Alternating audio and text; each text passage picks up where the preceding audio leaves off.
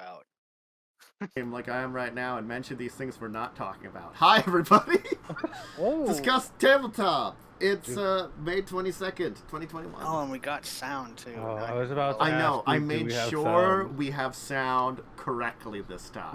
This is going to be a running theme forever now. It will be a running theme we're gonna forever. have to check every time. Every stream. I mean, like, No, I we think it didn't was do it like this time. a year and a half ago. I think I did this with like a gaming stream. I didn't unmute properly. I unmuted the stream, so the game, but not myself for whatever reason. So it's just me being quiet playing a game. My favorite thing I've done is I was streaming. I forget what it was, but I forgot to capture the game for 30 minutes, so I did 30 minutes of like the story-driven game, and there was no video. Nice.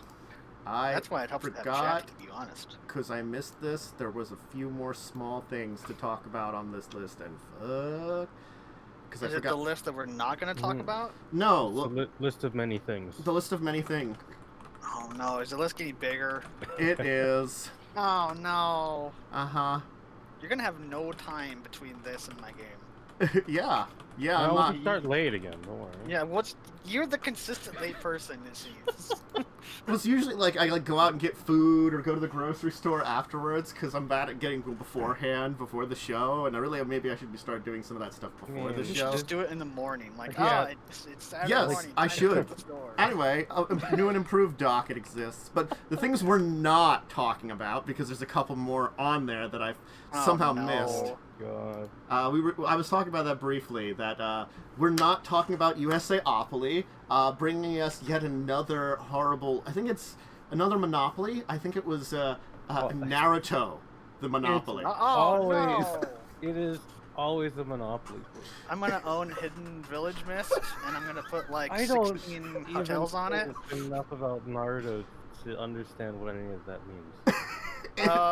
Okay, so It is Monopoly.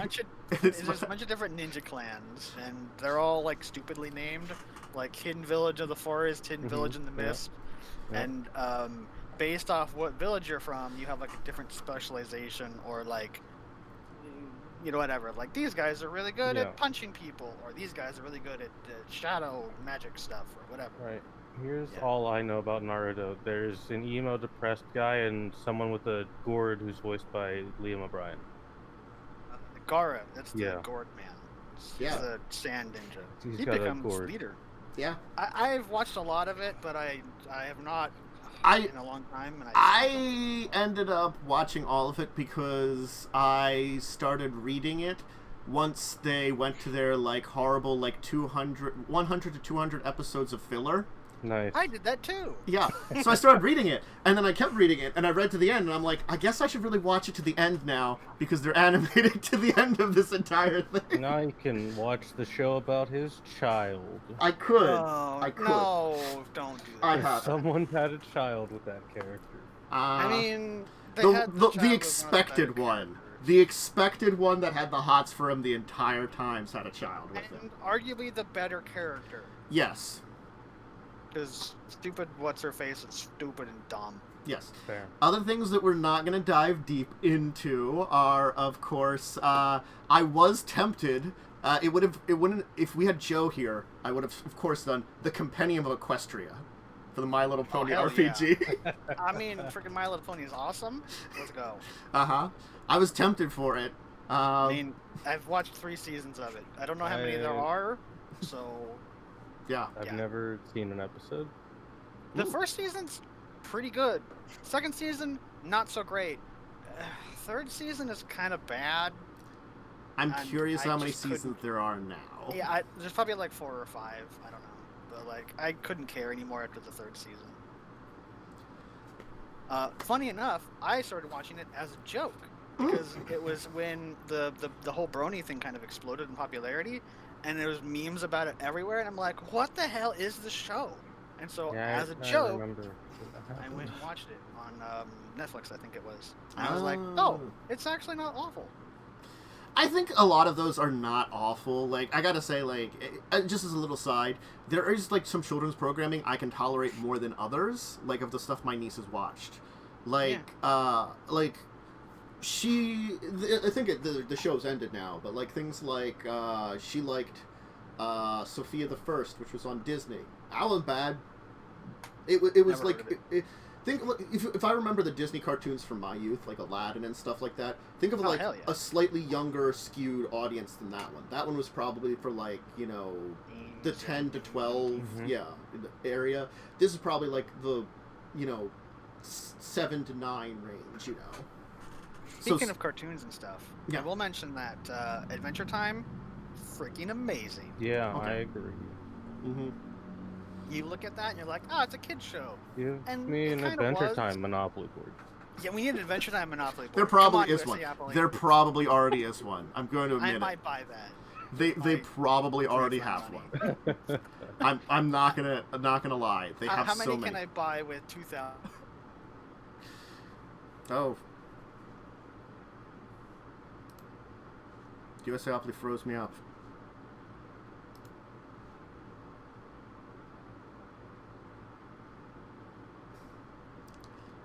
It's buffering. Yeah. Unpausing it seems okay. No, it's I should be good Well, now. buffering. I think there's something up with my internet. I gotta get checked out because it's been a little bit of like it hitches occasionally lately. I get that. Especially like a on things lot. like Discord where I'm doing like and occasionally like when I'm watching something on Twitch, I'll get like a hiccup. I think it's fine. I can turn volume back up. I seem to be okay now. You can hear. Wait, yeah, I'm on stream making noise, and if you guys can hear me, I you refresh. folks. Yeah. I mean, Okay. Yep. It's All right. fine. It just Well- feels a little buffer. Regardless of those topics that we're not going to handle, we have a lot of topics to handle. Let's start with Drizzt. He is D&D's whore. Can we stop having Drizzt be in things? Dark No. Alliance.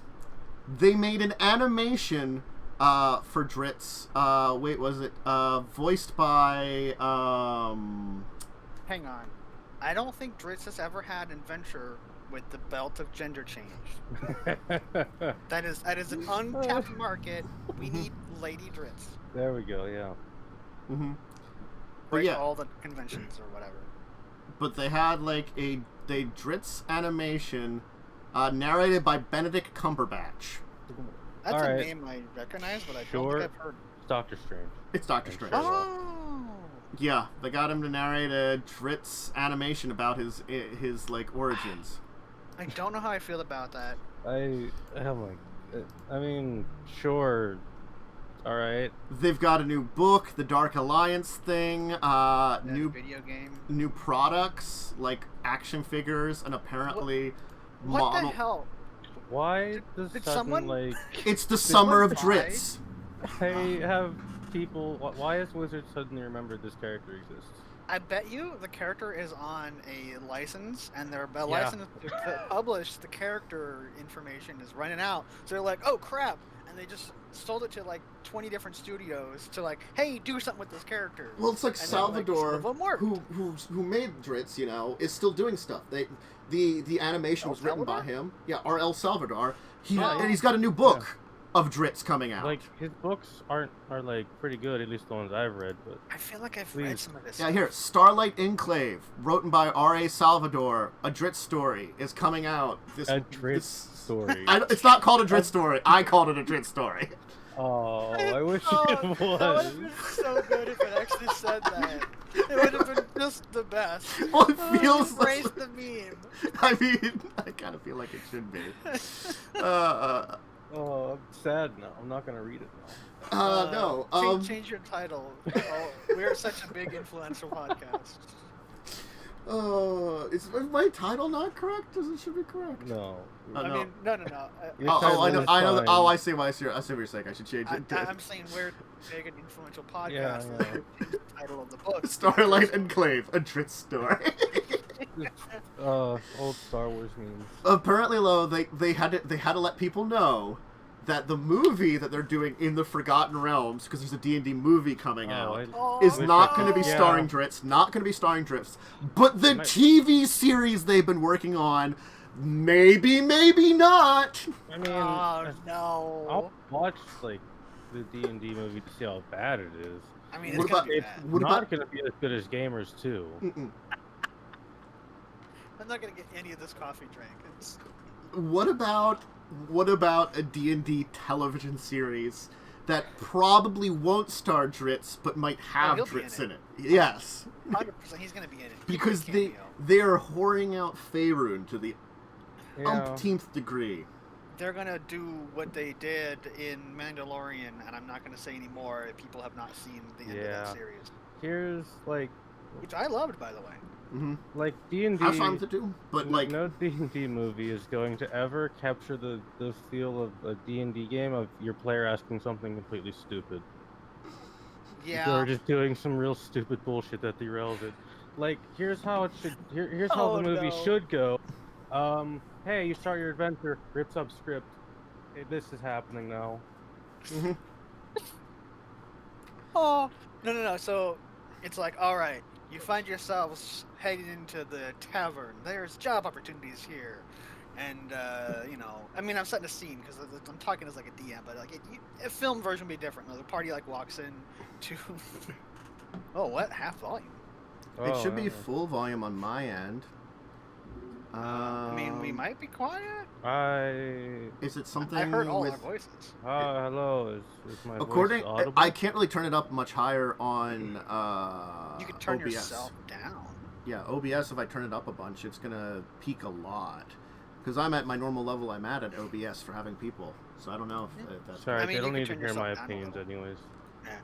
Anyway, so like you have the party walk into this tavern. There's About jobs half here. my volume. And then the bartender like waves them over and stuff. And then like half the party turns around and leaves and goes and steals a boat and then sails out while the other half are like, whoa, weren't we supposed to be here for a mission? And that's how the movie would go. See, I think the best way to do the movie is that someone like comes up with like a basic adventure idea, runs it as an actual D&D session, and then writes a script based on that, because that would what actual players would do. Yeah, that would be like amusing. Yeah, that'd be better. Like, Especially when we start talking about what happened in our week. Like I could take, the Children of Wrath and probably write a movie about it. It wouldn't be a great movie, probably better as a TV series. It would be ridiculous. TV series. Much better as a TV series because it's a long-running campaign. But like a short campaign, or like a small like adventure, you could probably write a movie based on that. Like our pirate adventure on Sunday that we had 2 weeks ago. Yes. Oh my god. Was it 2 weeks or was it last week? It was last week. Man, it feels like it's been forever ago. This week has just been nonstop for me. Yeah, I feel that. It has been a very busy week. But yeah, it's not over yet. Wizards is doing way too much Drizzt. I don't know why they're like Summer of Drizzt. Listen, you need them. He's the hero we deserve, not the hero we need. Surely there are like other famous D&D characters that exist. It's Drizzt and Friends, It's the other ones that are like D&D Super Friends. Yeah, Super Friends. It's like Drizzt and that dwarf. Form of Ice Bucket.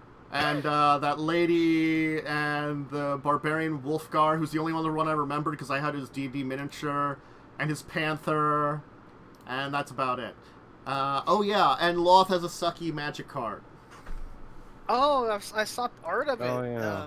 It's really like creepy, and the person who saw it was like, they stole my color combination. Like, I don't know about that. I don't know if that's how colors work. Yeah, I don't think that's how colors work, but sure, I guess it's similar. I don't know. I mean, like, they previewed, like, Drizzt and Loth as magic cards for the new Faerun set, which, I mean, I could see them, but Loth, they made her a planeswalker rather than a god like they did. Yeah, she is a full-on deity. So that's weird. Actually, she might not be deity level. She might be like demon lord power, which is like right in that demigod area. Yeah, so maybe because she was cast out technically in Faerun. Like I look at this. Whenever an opponent's dealt combat damage by one or more creatures you control, if that player lost less than life, they lose. You know what 8 life. a card should do? That's kind of awful. Is when you have other specifically Drow male cards, you can sacrifice them to buff up other Drow cards. The simping magic deck. Yeah. Like, I could see putting it in certain decks that I have, but it's just because of the designs of those decks that it might work okay. It wouldn't be great. And the main thing would be creating stupid spiders and drawing cards to cost life. Like, on my black-white deck, which sacrifices a lot of creatures and gets them back, would work with that, because you either draw a card and lose a life with it, or create black tokens, black spider tokens, and when a creature dies, she gets more counters. That's the only way she gets counters. And it's like, other than that, her big ability sucks, kind of. Sounds like a pretty meh card. It's kind of a meh card, yeah. I mean, especially for a deity level power. Yeah, like Drizzt is a kind of neat card. You know, he gets a free Panther. He's double strike. Free Panther. Yeah, he gets a free 4/1 Panther with trample. Nice. And whenever something else dies, if it was more powerful than him, he gets more powerful. He's like, I murdered stuff more powerful than me. He leveled up. He levels up. He levels up. That's cool. That's actually a cool mechanic. Yeah. Whenever a creature dies, if it had power greater than Drizzt, you put it +1/+1 counters equal to the difference. So you just murder bigger things and get him bigger. Or you create bigger stuff on your own team and then murder it to get Drizzt bigger. So Drizzt, it just feeds on the power of his friends. Now, can you buff cards with like equip items or something? I don't know how Yes. Magic the Gathering works. Yeah, you There's can. two types. There's spell equipment, basically called enchantments, and there's actual physical artifact equipment. Okay, so would that count for if he kills something that's stronger than him because he's buffed up by other cards? It would be... All that stuff buffing up would count at his power. Yeah. So if you buffed him up a lot by other that stuff, but the equipment, the physical artifacts, those you can put on someone else. Like Battlehammer, who makes it that the first equipment you put on a turn is free. Yeah. So, I mean, like, they synergize well, because you could just load up Battlehammer, or load up your other things, get them killed, get Drizzt bigger, and then give him all the stuff afterwards, you know? Interesting. So sacrifice other people to make Drizzt better. Yeah. I see how it is. I'm not saying that's not what you're doing, but I'm saying that's what you're doing. Anyway, is there any other Drizzt things? No, it's enough for Drizzt. Let's talk about Ravenloft, right. because the Ravenloft book came out. Hey, Ravenloft. Oh, man. I hope a certain person in this call has a copy of this, because I'm excited to see it. Hey, I don't. 'Cause I couldn't find it. I couldn't find it. It was sold out. It was sold out at my game store, and I couldn't find a PDF. I think I looked for it like yesterday because I saw it advertised on Roll20. Yeah, I looked a little bit around for something, but I have I know Lineages made it in, like the Gothic Lineages stuff. So Dampire, Hexblood, and Reborn, they're completely unchanged from the UA because they were already kind of balanced anyways. Except Reborn was kind of like a little strong, but yeah, I wouldn't have done Reborn as it was written. Yeah, it from my brief looks on 5e tools, it looks like they just didn't really change it. But Dampire's in, it didn't change to my knowledge. Hexblood I didn't care about, so I didn't really look over it. I think the others were mostly fine. The one that got the spider climb thing. Yeah, that's as just Dampire. Yeah, that one shouldn't have been free. That should have been like as a spell-like ability, kind of like how all other caster characters like at 5th level, you can now cast this once a day. Kind of. Yeah, it's about how I feel. So I'm gonna be tweaking some things on good old person's character sheet for my game. Because I want to get that nice and balanced and such. They added a new background, the Investigator, which is either a cop or like an occultist person. They're not separate, they're just lumped into one. I kind of like the Investigator aspect, especially when what's the setting called? Is it just Ravenloft as a setting? Yeah, it's the... Barovia is a city. Yeah, the setting is Ravenloft. And Barovia is a domain of Ravenloft. And Ravenloft is technically connected with all the other settings. It's like the Plains of Shadows or something? Yeah, it's a demi-plane in the Plane of Shadows. Yeah, okay. I totally forgot my point I was going to make here because I was trying to clarify things. Yeah. Having Investigator kind of feels very like Cult of Cthulhu a little Mhm. bit, which fits pretty well with the Realm of Shadows or Plane of Shadows, I Yep. think. Yeah. Yep. I couldn't Yeah. tell from a glance, but it looks like Haunted One either got changed with this or was changed with Curse of Strahd revamped when that came out. I don't Um, know. I do know that I think it was from Curse of Strahd, it is so it from could Curse have of been. Strahd, so it's probably from the revamped Yeah, it could have been rolled in. changes. I unfortunately would have loved to have read it, but I couldn't find it. Let's see here. According to the product page on their thing, they also added the College of Spirits for Bards, Undead Pact Yeah. for Oh. Warlock. It sounds Undead was UA, I think. It Yeah. was, and it was very broken. so It was also hopefully kind they of fix it. bad, I think. There's two undead ones. Yeah, one of them was garbage. One of them's I remember garbage. reading- One of them was really overpowered. I don't know which I they mean- have, or if there's something in the middle. I hope it's in I the would- middle because one Yeah. of them is like you could just explode and be fine. Mm-hmm. One of them, like the idea was like, you're serving a lich, and the lich is giving you all these powers, and like mechanically it looked really good. Spoilers for a game I'm not going to be playing in.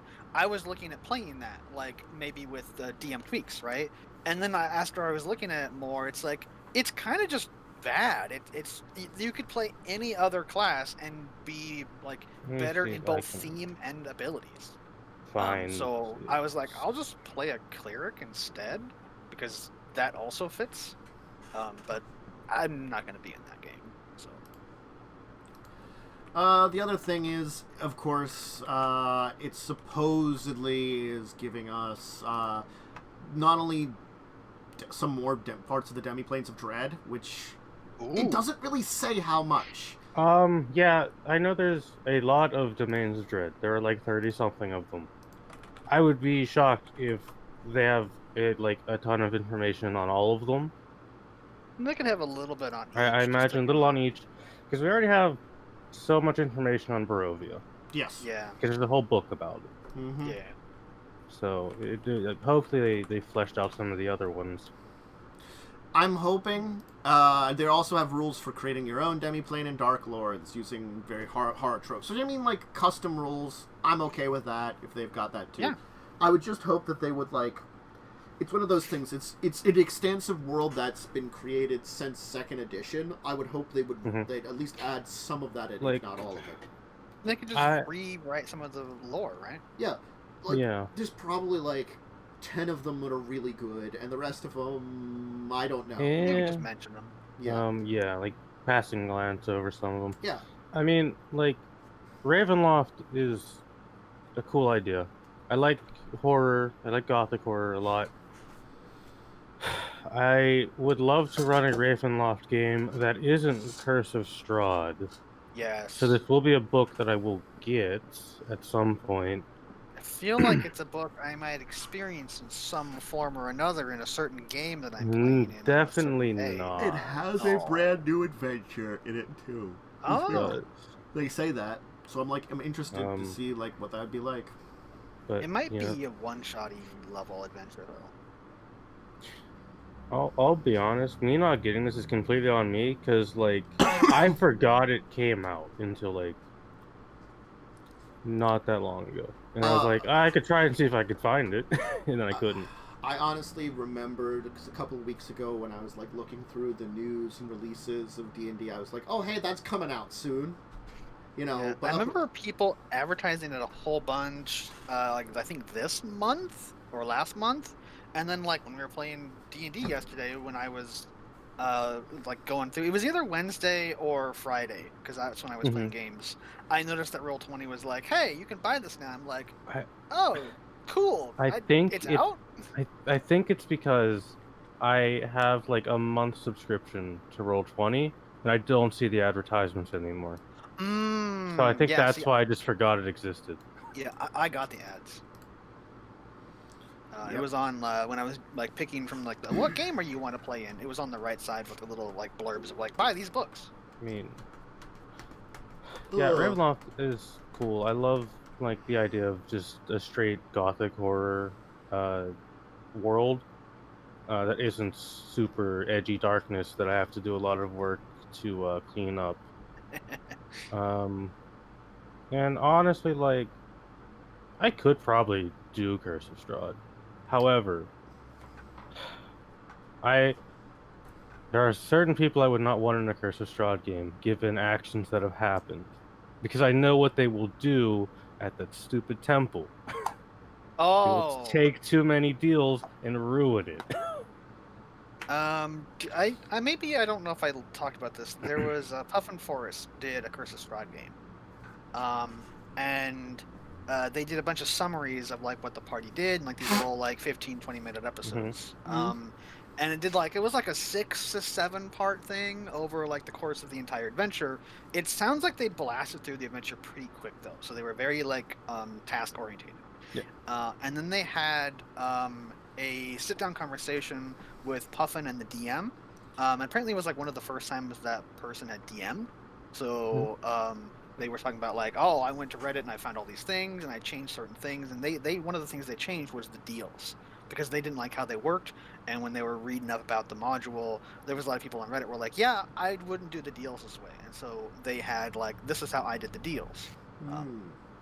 They also talked with the players too.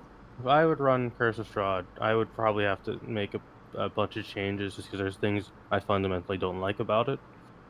Like the Hag windmill or whatever? Yeah, The like Hag that's windmill one of them I am not the biggest fan of. Is like such a weird thing because it's very dangerous very early on, depending on how you play it. And it is like, granted, I'm going to admit, it's that kind of awful that makes sense for it. You know. Yeah. Oh yeah. You know, it's. I think I'm the wrong player for Curse of Strahd as it is written in the book. Yeah, fair. I gotta be honest. I'm curious of what they changed in Revamped because I haven't looked at. I still have to read Revamped. Because when I did it, it was just the original version. Yeah. So I'm hoping they like rewrote the Vistani to be less, offensive. But I have not read anything about it, though. I have started watching an actual series of them playing it, and then I like the Puffin Forest recap. So I'm basically spoiled on everything because for a while there was someone who was teasing the idea of like, I'm gonna run it, and like I'd probably grab these players, and I was one of them. So I was purposely avoiding. Yeah, cool. The volume's great. Awesome. cool. Hey, I was purposely avoiding. I played it like, with a little spoilers bit. and stuff. But then when it realized, 6 months to a year later, that game didn't start, going on? I pretty much assumed that, Okay, they weren't maybe going to change run that it to anymore more because okay. real life things changed. yeah, And we're going to have What? to maybe take over for the show for Okay. a little bit. Tell them the door's stuck a little bit. Candace is being attacked by a Distracted. gremlin. Yeah, sorry. That's fine. She's got a little DVD player in her room for Oh, a TV, nice. and the thing is, the thing sticks a little bit, so you have to kind of make sure the door Ah. pops. Mm. And I'm like, well, I see what's going on here. But, I don't know. I ran Curse of Strahd once. I don't know if I enjoyed the adventure. I had a good time with the adventure, but mainly because it was less the player. The players a little bit. I had 2 players pretty much the majority of the time, and we had to just do crazy to make things work. Because we should have had 4 players, but then someone dipped out very early, and then the 3rd player got themselves killed, and then they had some trouble showing up afterwards with their new character, so their new character was spottingly there. So it just... So like a bee, where they're Schrodinger's bee. Yeah, they're Schrodinger's bee. And so, I don't know if I could recapture that kind of thing, and I don't know, I feel like Carrying Crown, for all of its similarities, every time I've run it, it's felt differently. When I'm looking at Curse of Strahd, because, unlike Carrying Crown, that it has, this exact story that then I can tweak, I can find the spots that I can tweak it every time and let the players tweak it a little bit. Curse of Strahd is very open-ended. It requires me to fall back on my style, which means it might be similar the last time I did it. Possible spoilers for Curse of Strahd thing, I guess. So blurb, blurb, blurb, you've been warned. From what I understand, in the very beginning of the module, there's Madame Eva's deck, And when you deal that out, first of all, there's people that have changed that because some of these things are dumb, right? But like when you deal that deck out, it's supposed to semi-randomize the module. Yes. I think. Yeah. So in that regard, it's a little bit different each time. But also at the same time, I think the way it's written allows it to almost be sandboxy, where you can kind of go wherever you want, but then everything is at a certain level, so you can't go to certain places too early or you'll just die. Yeah. Which I don't like. I understand why things are like that, but as a player, if it's like, oh hey, I want to go to this temple because I have this list of these cursed temples, and my character wants to banish them and bring them back into the light. Oh, okay, well there's a lich there, and there's 3 death knights. What level are you? Are you level 20? Oh no. Okay, wait. Oh, there's another breakup. Is it completely on Twitch's end too? There is. I think we. It was another hiccup. Oh, another hiccup. Another hiccup. I don't know how much I. It seemingly cut off when you were complaining about the level 20 needing to be to fight the stuff in the temple. Oh yeah, I mean, basically you can assemble into an area and you just die and the adventure's over at that point. I think it's a fake sandbox. That's yeah, what it it's is. definitely fake. You have to, as a DM, guide players. You should guide them in a direction, and if they refuse to go in this direction, move. The module kills them. Module either kills them, or you take thing they were supposed to go to and just move it over here. Yeah. Yeah. I mean, that's kind of the problem with modules, I think. I think modules always have an issue of a linearity. It's very hard to get a sandbox feel to something. Mm-hmm. Sometimes you can get that to a good degree. I will talk about that when we talk about the games we were in. The Pathfinder 2nd edition game I'm in, it's very sandboxy right now. It's a small sandboxy section, but it's pretty sandboxy because it's sort of. We have been talking about this guide to Ravenloft way too long. Yeah. We got sidetracked. I just realized I looked at the docket. Yeah, whoa. There's a lot of things we got some small things. Like the next thing is going to be pretty small. But I think it's a good thing to have. We should not be sidetracked by more Curse of Strahd talk. That's a conversation for a different time. Yeah. Maybe next week our deeper discussion will be modules. Yeah. That could be a good one.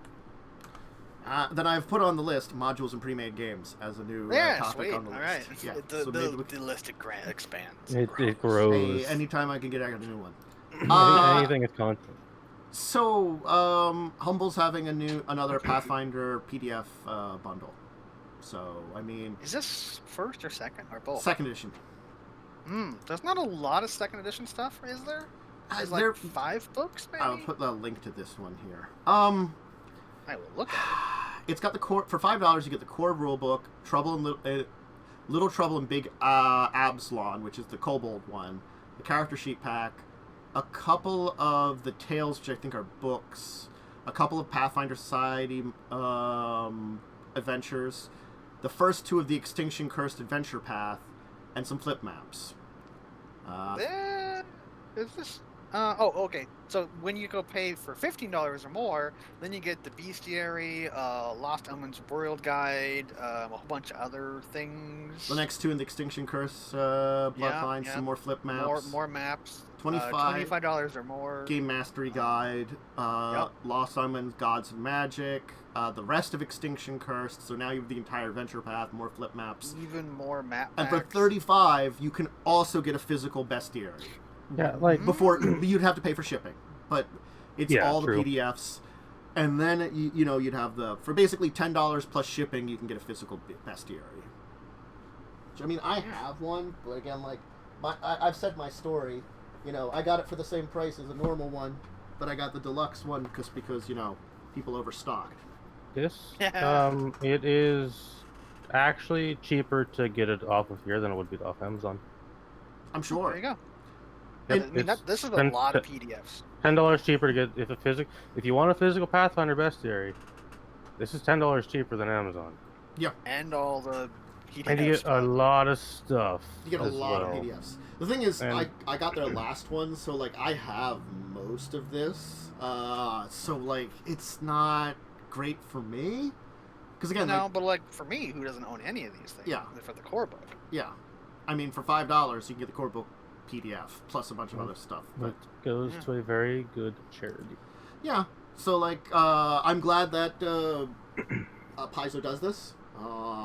They get their PDFs I guess out there. for like 15, if you're, I mean, I don't even know if 15 is player level. I mean, because players don't really need the bestiary. 15 is like one. DM. The Lost Omen World Guide. DM level 25.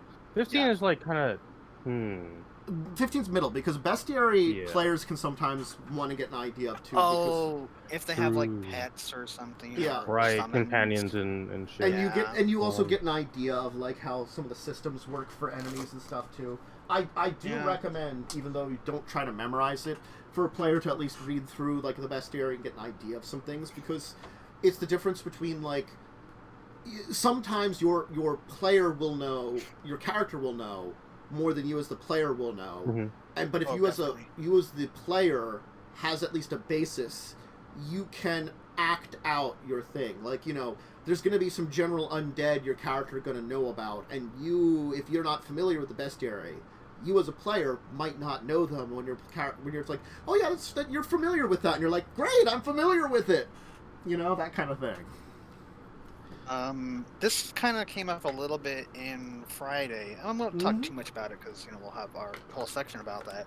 But like, that's a 5e game, and as someone who's running a 5e game, I've read a lot of like the DM stuff, like magic items and what they do, and like creatures and creature stat blocks. And while I can't quote you the stat blocks of a creature off the top of my head, I have a pretty good idea of what, like, oh, this is an undead. Okay, well, 5e is a little bit more generous on creatures, so if it's a low-level undead, they're pretty much not resistant to anything. But when they get to the higher-level stuff, they'll have certain resistances and stuff. And so I'm like, okay, my character probably doesn't know anything about this, and so I'm like, hey, can I roll to figure stuff out? And I had advantage because I had this one book knowledge in my head, but I rolled like garbage. I mean, I have a 1. So unfortunately, it's, like, it's like checks you're not great at. It's like a 9 or 11 or something, and or maybe a 12. But I'm like, me as a DM, I see a 12, and I know what creature we're fighting, so I automatically knew, like, yeah, I don't know anything about them. And then like, Momo was like, yeah, you don't know. Yeah.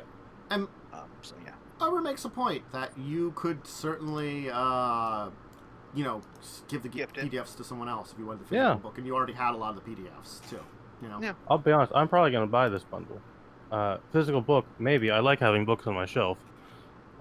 I am so anti like physical objects these days. I have too much stuff as it is. True, I don't have enough stuff. I'm very hesitant to get physical things, but still do here and there. I mean, half my bookshelf is currently empty, to be fair. Oh, well, I mean, that sounds like a problem that you need to I need more binders and baseball card sheets, I guess, to put on my magic cards and product. I need to fill my bookshelf with more things I will never read. Yeah. Yeah, like that thing I sent you. Yeah. You know, I'm sassy. You don't have to. Sassy. I'll sass you back. That's a Pathfinder Humble Bundle. Hey, there's a 5th edition vampire convention that's happening. Oh, you know, again, this happened on Friday. We were talking about different game systems, and a certain person in the call was like, I'd really like to run or play in a vampire game. And I said, yeah, but I probably wouldn't play the 5th edition one. Mm-hmm. It's the unfortunate thing that 5th edition continues to just be like, 5th edition. From what I have heard of Vampire's 1st edition, I don't want to play. I last got magic cards earlier this week. They haven't come in yet, but I needed some Strixhaven. I need my Strixhaven. And my Wizarding School of Magic. Anyway, Elysium Weekend of Darkness, where they will talk apparently about both 5th edition. This is Renegade Game Studios, who's the latest in a long line of people who are publishing it. It's like the third or fourth group that's publishing 5th edition stuff now, or something like that. Yeah. Things happened. Someone was absorbed into a bigger company, and now other people get to handle it. There was issues to begin with, and they're doing it on their own. And then, like, Onyx Path is doing some products, but they're doing it on their own still. Then I think certain people in the company said something, and so they got removed, and then, like, maybe there wasn't enough people in charge anymore, so it got taken away from them? There was some form of scandal. Yeah, in writing, I think. With writing. I believe it was Paradox stepped in and was like, you need to stop, and now they're under, like, stiff supervision. Was it to do with... For some reason, I'm thinking it has to do with the Ravenloft. How one of the characters was written. I think it was also some of the imagery within the book itself. Well, I think it could have been, but I thought it was related to the Ravenos. Because the Ravenos are weird because they are two groups in one. They are... 50% of them are effectively... We're supposed to be Romani. You know, very gypsy. I don't think it was that. I think there was specifically a certain character that had a certain opinion that is not politically correct anymore. I will post the thing in Fire. Okay, thank you. That I was unsure of. But I always thought there was something about that, too, because, like, that's a weird group because 50% of them are that kind of, like, Romani group, and the other half are from India. And I'm like, how are they connected together? Vampire. Because reasons. I'll have to check that there's the official thing you can read. Maybe not on stream. Yeah, don't read that on stream. It's pretty bad. But regardless, so then Modifius was doing some stuff for 5th edition Vampire, but now Renegade Game Studios is doing stuff for 5th edition Vampire. Yeah. So, yeah, it's... So Renegades... It's in a weird place. Renegade's having an online con called Elysium Weekend of Darkness for it in June, where they're going to talk about 5th edition products and their expandable card game. Oh, a card game. Nice. We need more of those. That's exactly what Vampire the Masquerade. Yeah. Vampire the Masquerade already had a card game which was relatively popular. That was a collectible card game that had a really terrible name when it started. See, I didn't even know that, but my point still stands. I don't think a vampire role-playing game needs a card game. That seems weird. Yes. I have seen... Okay, so here is a very statement-y statement. I don't know, my brain. Mm-hmm. I have seen where people make spell cards, and they're like hollow cards, and they like have like spell effects and stuff. Like it's like a hollow card, right? So it's got like different things printed on there, and those are really neat. And if you play in person, that's cool. So if it was like a collectible card game of like certain types of characters or clans or like really important people, I could see that. I think that'd be kind of cool, especially if you like gamed in person. You had like a physical collection of all these things. Well, that'd be neat because then you could be like, all right, you meet this prince person, and like because of how the story is, they're like an actual person, and then like you could see a picture of them and art and stuff. That I think that'd be cool. So that's my addendum to my whatever I said. Let me tell you, there was a collectible card game called Vampire the Eternal Struggle. It still exists. A company has recently bought the rights to put more of the product out, or to reprint the product, actually physically. Back in 2018 they did that. So it's a game that still exists. It was an interesting game. I've talked about it on my YouTube channel. Of course, it was originally called Jihad. Yeah, that's probably not a good name. Yeah, well, it's not a great name. It worked it worked vaguely in the early 90s when it came out. Yeah. Because of some of the terminology that was in Vampire, that when certain things happened in the late 90s, early 2000s, they had to walk away from that. Yeah. Technically, they walked away from that in 95. Momo, you need to check a certain Discord and a certain D&D channel, because we might want to talk about this on the show that we're on right now. Because they wanted distance, because it was spelled differently than the one... Yeah. It was spelled... It's basically the name of the game was spelled differently than the other word that sounds exactly the same way that means something very different in Islamic culture. Yeah, that's kind of a questionable thing. Yes. It's basically I instead gotta- of an I, it was a Y, and that was the name of the game to begin with. Yeah, I don't know if that's great. Also, this is a weird thing. Mm. I mean, I guess it's homebrew, so maybe we don't want to talk about it. It is You could mention it, but it's because it's cute. But What? post. yeah. So- just Yeah, I'll throw it in Pirate Chat. This was just posted in a Discord. Someone decided and I'll post the direct picture. Yeah, someone decided like- just to Animal Crossing races for 5e. Okay, Here you go. kind of It's cute, like, oh, I yeah. guess. Oh, okay, It's I see. neat. That's neat. Yeah. I was like, what's going on in this chat? Oh, D&D chat. Oh, we're doing a show about that right now. There you go. Yeah, Some sorry, high level live commentary. Y'all die in my game and you become these. Oh no! Can I be a horrible cursed one? Yeah, you're the weird one. Oh, okay. You're the weird cursed one. Anyway, Exclusively. Vampire Con, it's coming. It's probably going to be awful because Probably. it's run by one company. So it sounds like it's just going to be business.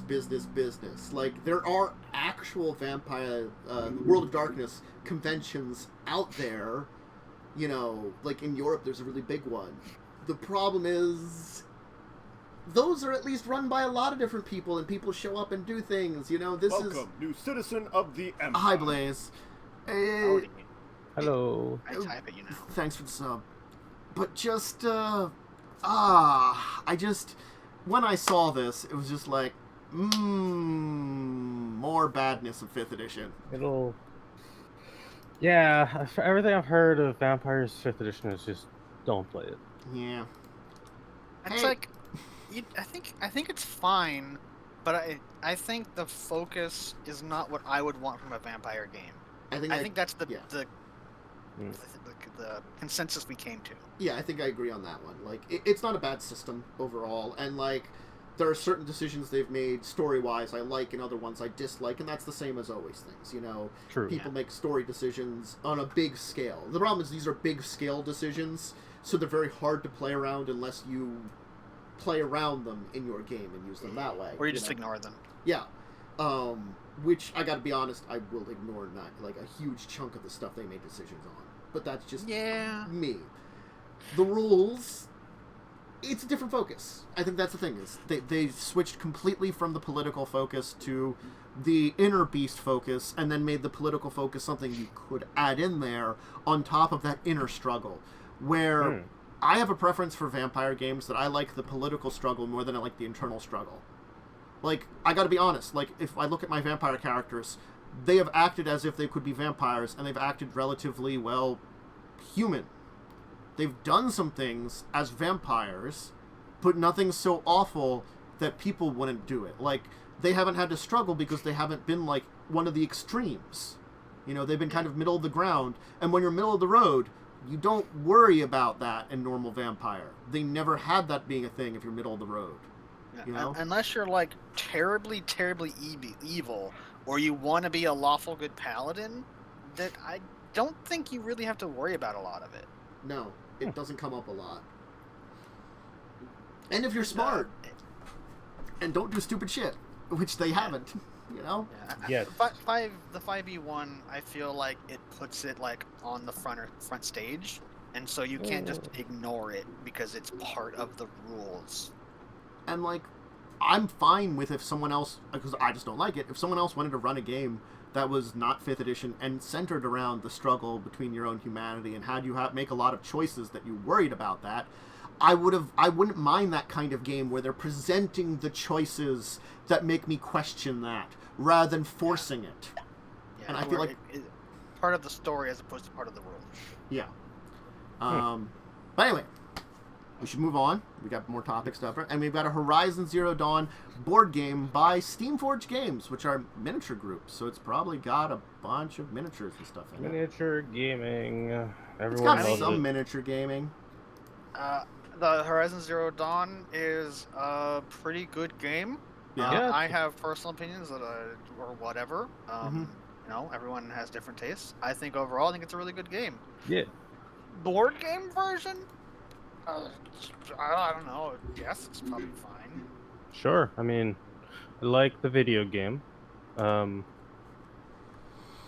It has miniatures, Yep. which is it's cool. The Semi miniatures look nice. Yeah, they're well done. It's Steamforged, so it's one of the companies that does a lot of good miniatures. 1 to 4 players, semi-cooperative board game. You're working on as a hunting party to defeat machines for glory.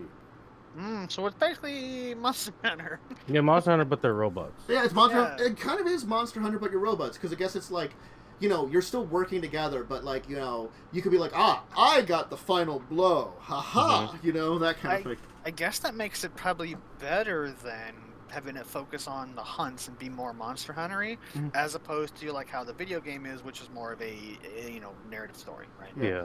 Discover and trade resources to upgrade your equipment, level up your skills, and prepare for final hunts. It's probably got some kind of story, it sounds like, but I'm not sure. It's probably a continuous kind of thing. Yeah. It might be because you're trying to gear up. You might be competing for like rare like equipment or something, and that's why it's semi-competitive.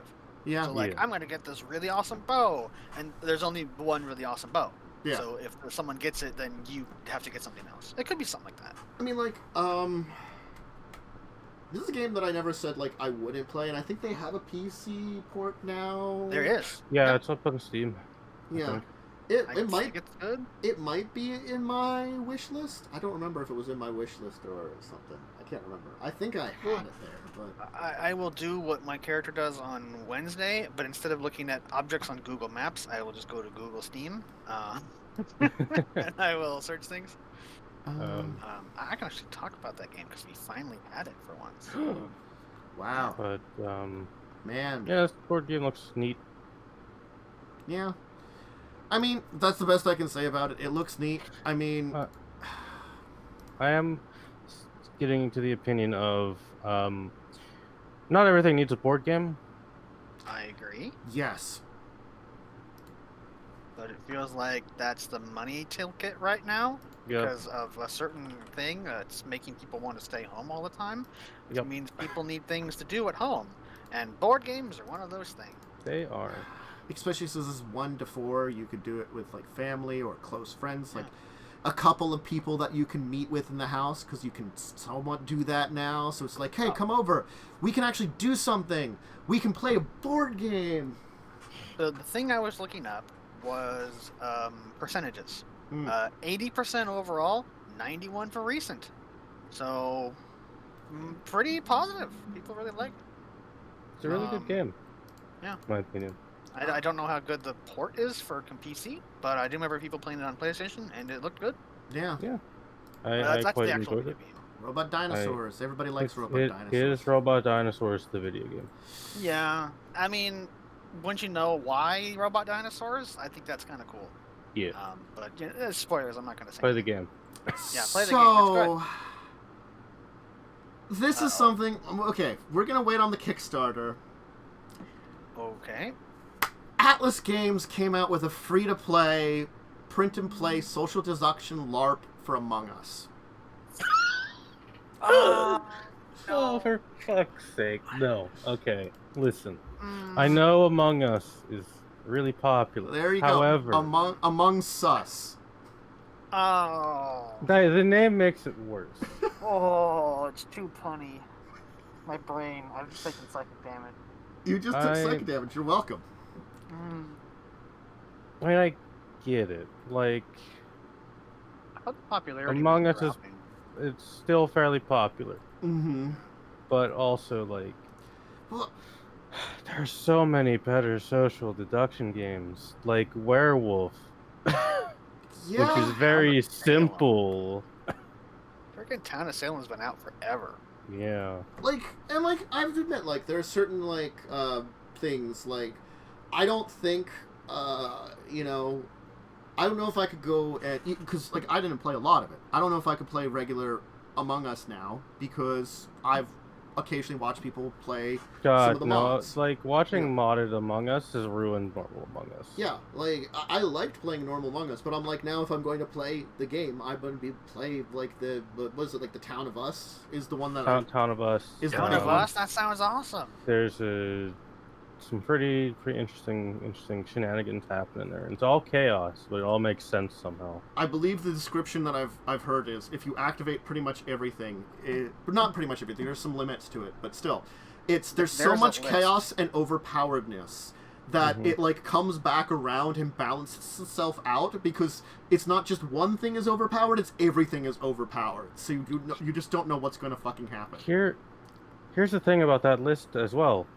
Werewolf and One Night Werewolf are free, basically. Yeah. The rules exist just for free. You don't actually need anything. Hey, Secret Hitler. It's a print and play. That's where I first... the game... you could get a physical copy for Secret Hitler, which is a really fun game, that's social deduction. There's a print and play one that I got as soon as it was like out, and it was like, this is for free. Like, man, granted, Betrayal, that has a little bit more things to it, and it's a little more... Battlestar is also a bit complicated. Yeah, Battlestar is the big complicated one, I think, out of that list, more than anything. But still, yeah, I mean, I just don't know. It's... because there's more stuff to it. Oh, yeah, well, stupidness. Yay. Nice. But we're back again. I don't know. It's... Who knows? I'm tired of Among Us. I'm just gonna say it. I'm kind of tired of Among Us. Like, again, like, for me, if someone would be like, do you want to do the, like, Town of Us? I'd be like, I'm down. That's what I'd be down for at this point in time, you know? You could probably get me to do that. Twitch I don't know if it's Twitch or it's my end or anything. I think it might be Twitch. It's unfortunate. That is who knows? That is it's something. Project Winter, yeah. Yeah, Project Winter is great. Listen, I've tried to organize people, Umber. I'd be down for Project They don't Winter. listen to me. I'd be down for Project Winter. You get to buy it. Yeah, that's the only thing is Project Winter. It does go on sale quite frequently. I will also say I can be a very mean and nasty person when there is player conflict involved.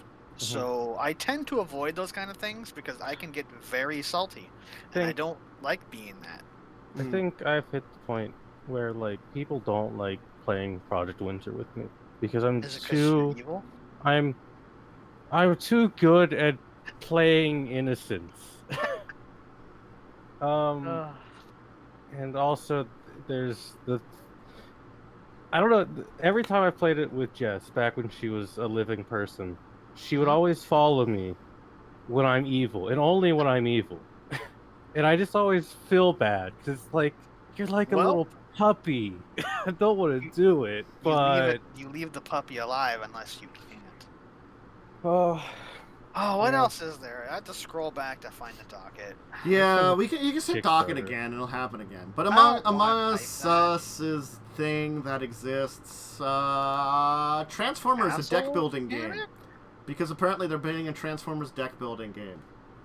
Well, what about this Castle Panic thing? Are we waiting? That was a Kickstarter, so I was going to put it at the end then. Oh, okay. Yeah. I have no opinion on Transformers deck building, other than I don't particularly enjoy deck building that much. Yeah, that's what I was kind of thinking about it, like, too, for a degree. I was like, for what you could have for Transformers, this feels like the least decent choice. I played... Who's the boombox guy in Transformers? I put him in defense mode. Soundwave? Yeah, him. I just had to remember, too. Play this card face down and end my turn. Well, that's a different kind of card game, thank you. That's a more complicated one.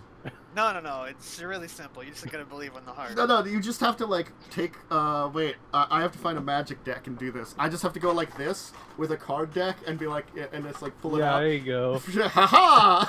And then, I need, like, a rubber band to attach this so I can pull out my magic cards while doing this, like... I have a rubber band, and I have a deck of cards here, which, I'm so sad I haven't done any shenanigan card things in the front. Yeah, you've been too busy getting a gun. Yeah, getting a gun, flirting with people, horribly cursed. done a lot of things. Ugh. But Good yeah, times. Transformers deck building. Yeah. Okay, Why? I'm Why gonna deck give building? a bad opinion. Are you ready for my bad opinion? do Sure. it. I'm ready. I'm tired of Transformers. It has been beaten to death since I they agree. redid the movies. I agree. And they made a bunch of like crappy mobile games, Oh. and it's just like I don't care about that brand ever again.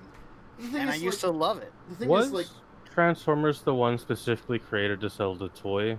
Yeah. maybe I think GoBots was worse. Yeah, maybe. Like the Transformers was bad. Like most, like the thing about 80s, most things were made just to sell toys. Friggin' Power Yeah. Rangers. For the most part, yeah, 80s was just full of like, this exists so we can make a toy line, or hey, we have a toy line, let's make a show out of it. Yeah. Like, Yeah. Like Power Oh, yeah. Rangers is bad with the toys, but they've actually reached the point where they're trying to have a plot because there was a certain point in time where like there were laws passed that were like you had to actually have a plot and not just have a half an hour commercial. No, yeah. Half an hour commercial. That's what. Like, Man, I watched a lot of Power Rangers. and I did too. the thing My friend had so many of the toys. the thing I can say about the original Transformers is it at least had a plot. The original like Transformers, because one of the things that people forget about, in comparison to a lot of the series at the time, it's technically an anime. Yeah. Yeah. Yeah, it's one of those things people forget. It's like Speed Racer and stuff like that. It was one of those early animes that was brought over in the Transformers. And there were other ones that were pretty good post that, like the Beast Wars animated series. Was Oh really man, good. Beast Wars was my That's just- jam. Was it the dinosaurs one? That was the Yeah. computer-generated dinosaurs one, where like it was I think I Optimus Primal and watched he was an ape, and like Yeah. Yeah, I'm pretty sure I watched that. The Autobots were animals, like mammals and stuff. yeah. And the Decepticons were like dinosaurs and like there was one that was a bee, Buzzbomb or Buzzbomb. Yeah, I can't remember his name, but he was the evil one. Was a bee. Buzzinator? Waspinator. Waspinator! Oh my god. You were close. He was such an idiot. I He- loved him so much. He was I'm an sorry. idiot, and he kept like getting blown apart. They had to recycle. He was basically the Starscream. And he also got taken over by Starscream at some point during the show. Spoilers for like a 20-year-old freaking series. But like if I Wow, name, like, it's just I was just gonna watch it. Transformers in their animated series have been like a mixed bag. Like they had a sort of sequel to that one, which I didn't really like that much, and like Beast Wars is like technically a prequel. yeah, it's technically a prequel, and then they had a kind of weird sequel that was weird, and that one was just really unusual. And then I also like they've had a couple other series since then, which like some of have been which I feel like not recapturing stuff. I can't remember. There was one like maybe like 5 or 6 years ago I thought was pretty decent as a Transformer series, and then like I don't know, like they've had mixed bag. I feel like for the Transformers as a TV series, but I feel like TV series is where they capture it. Movies have been Yeah. awful because they're just explosions. I mean, that's what you The get with Michael first- Bay, though. It's Yeah. just I think explosions. the first one was okay, and then I just couldn't care anymore after that. Yeah. It's just explosions to shut your brain off to. Mhm. I thought Bumblebee was pretty good. I actually did like Bumblebee. I thought Bumblebee had some really funny moments because of John Cena. Yeah, they did a good job of like capturing something there that was like not had explosions, but it wasn't all about the explosions. But I will say it falls under like the Terminator thing of, is this actually good, or is the bar just so low at this point? I don't know, because like we have like the Terminator ones. Yes, okay, you got like the first 2 movies where it's like the only thing that you got was which a decent bar. The thing about Transformers is, like, personally on my end, I can, like, if I look at, like, the list of Transformers... I don't even want to know how many Series. movies there are. I'm looking at the There's series. like I'm way too ignoring... many. ignoring the movies, because that's a thing that is terrible. Probably way too many Transformers-related TV shows. Because there's the original Transformers, then Beast Wars, They did a reboot series pretty recently. I think it was before the movies or right around the time of the movies. And I want to say that one was well received, but then the movies kind of destroyed everything. And then they just made more of the movies, which just destroyed it even Now they further. kept making money, so Yeah, I don't know how. I guess Um, they were such a low they're like- target audience, maybe not to be It's- sounding insulting, but A lot of like bad action movies that tend to make like a ton of money tend to make it from the Asian market. So that's why they just okay. keep, because it's a very large market and Yeah, such. Those tend to keep making them because it's a cheap and easy way to make money. I guess. I mean, I'm a movie snob, so take a giant bucket of salt with anything I say when it comes to movies, because I don't like a lot of movies. Just straight up, if you say like I really like this movie, I'll either say I haven't seen it or I've heard bad things about it. Because I'm a movie snob. I watch mostly garbage. Yeah. But like, yeah, that's just me. So never take my opinions on movies seriously because I hate all of them.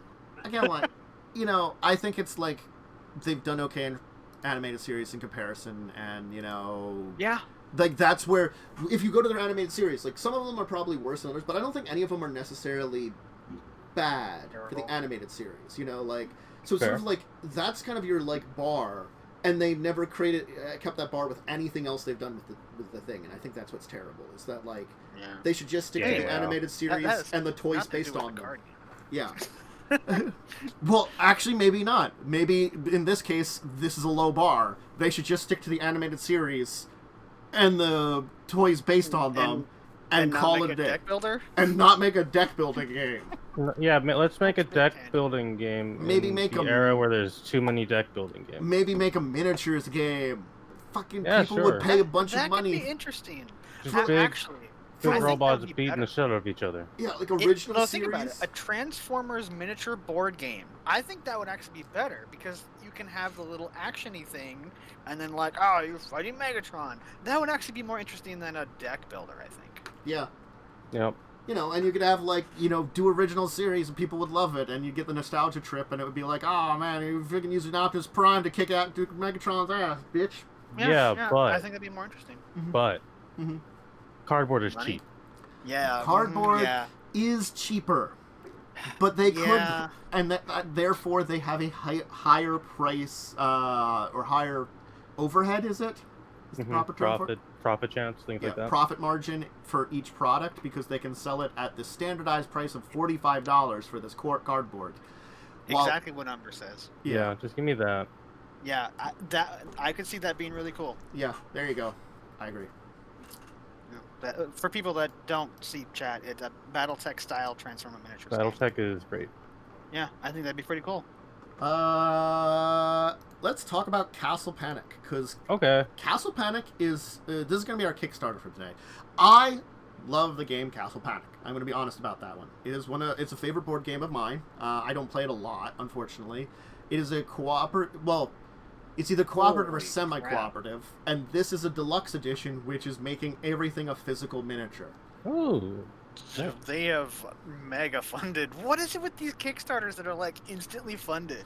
Because is it just because of stuff? Castle Panic is a very popular game, I think. Yeah, it's also miniature stuff like gets funded pretty quickly. Well, that's awesome. Because people who play miniature games have too much money on their hands. Yeah. Apparently.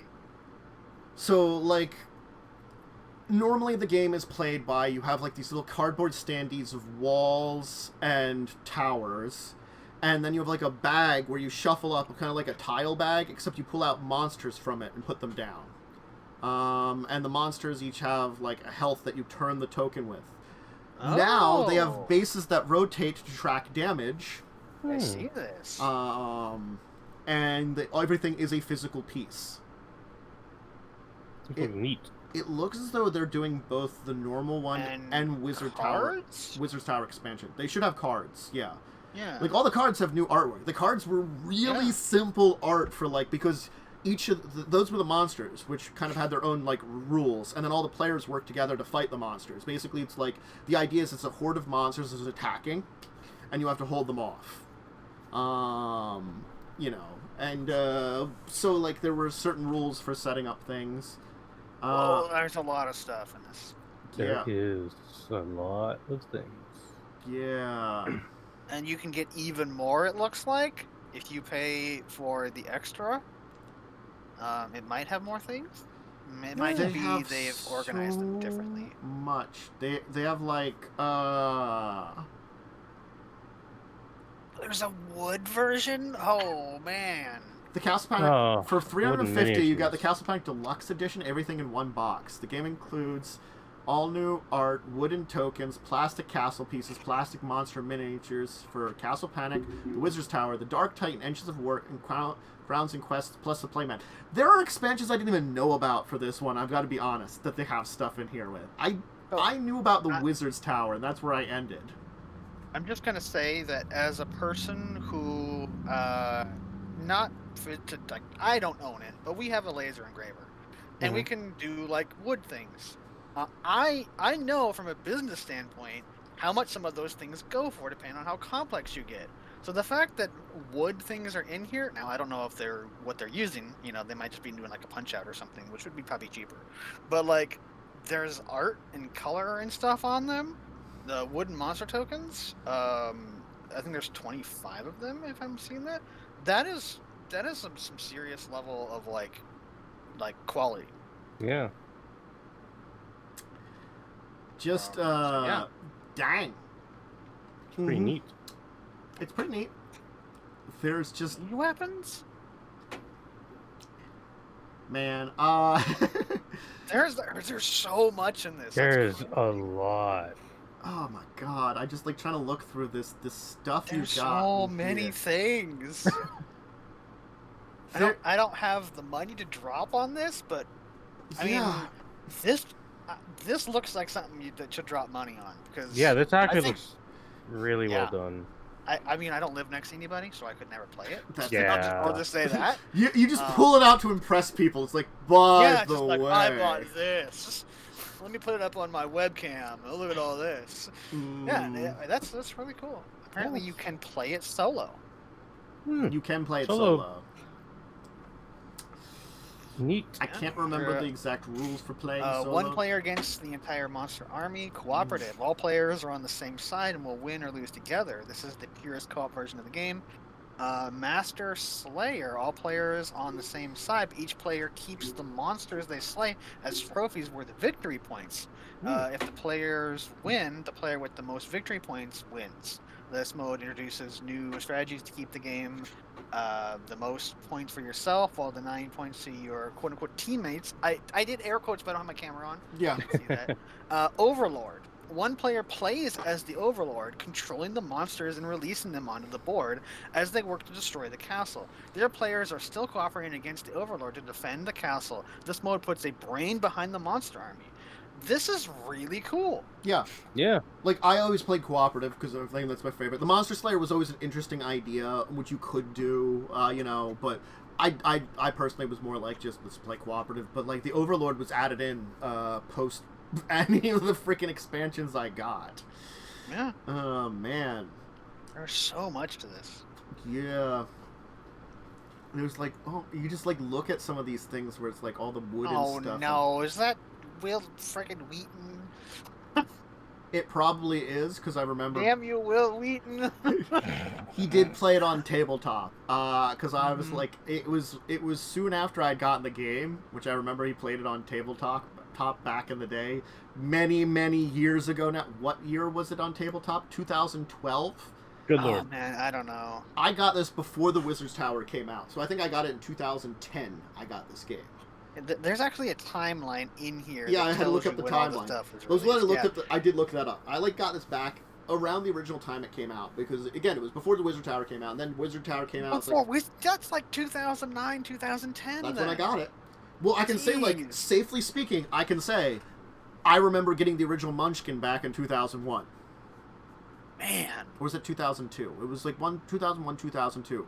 I can remember I was still in high school, and I was like back ends, either junior or senior. We got the original Munchkin, and we were playing it as a group. The thing is, we couldn't afford it, so we split the price, and I bought the full thing from the friend of mine who bought it with me, because the two of us together couldn't buy it on our own. Yeah. Man, this is so much stuff. Neat. Saying like going in with somebody, right? If you, because I mean, this is kind of expensive when you get to the high end stuff. Yeah. If you have a group of friends that are really into that stuff, definitely go in on it. I mean, Yeah. It's crazy. There's a lot of stuff there. Yeah. And definitely, like, it's so expensive with that like 350 one, like where it's like it's got all but the. there's so much stuff. It's got all the deluxe stuff from all the major expansions. It's sort of like and it's miniatures too. So it's like physical miniatures and like wooden tokens and like all the stuff together, and it's like wow, that just you kind of want it. Yeah, it looks cool. Yeah, it looks really cool. Yeah, but I don't live next to anybody. Me too. Everybody move where I'm at. I just said. I don't want to live where you live. It's I'm sorry. pretty good. It's pretty good here. At least move like an hour away. That's acceptable. You can meet, Pennsylvania has 0 issues. I don't know what you mean.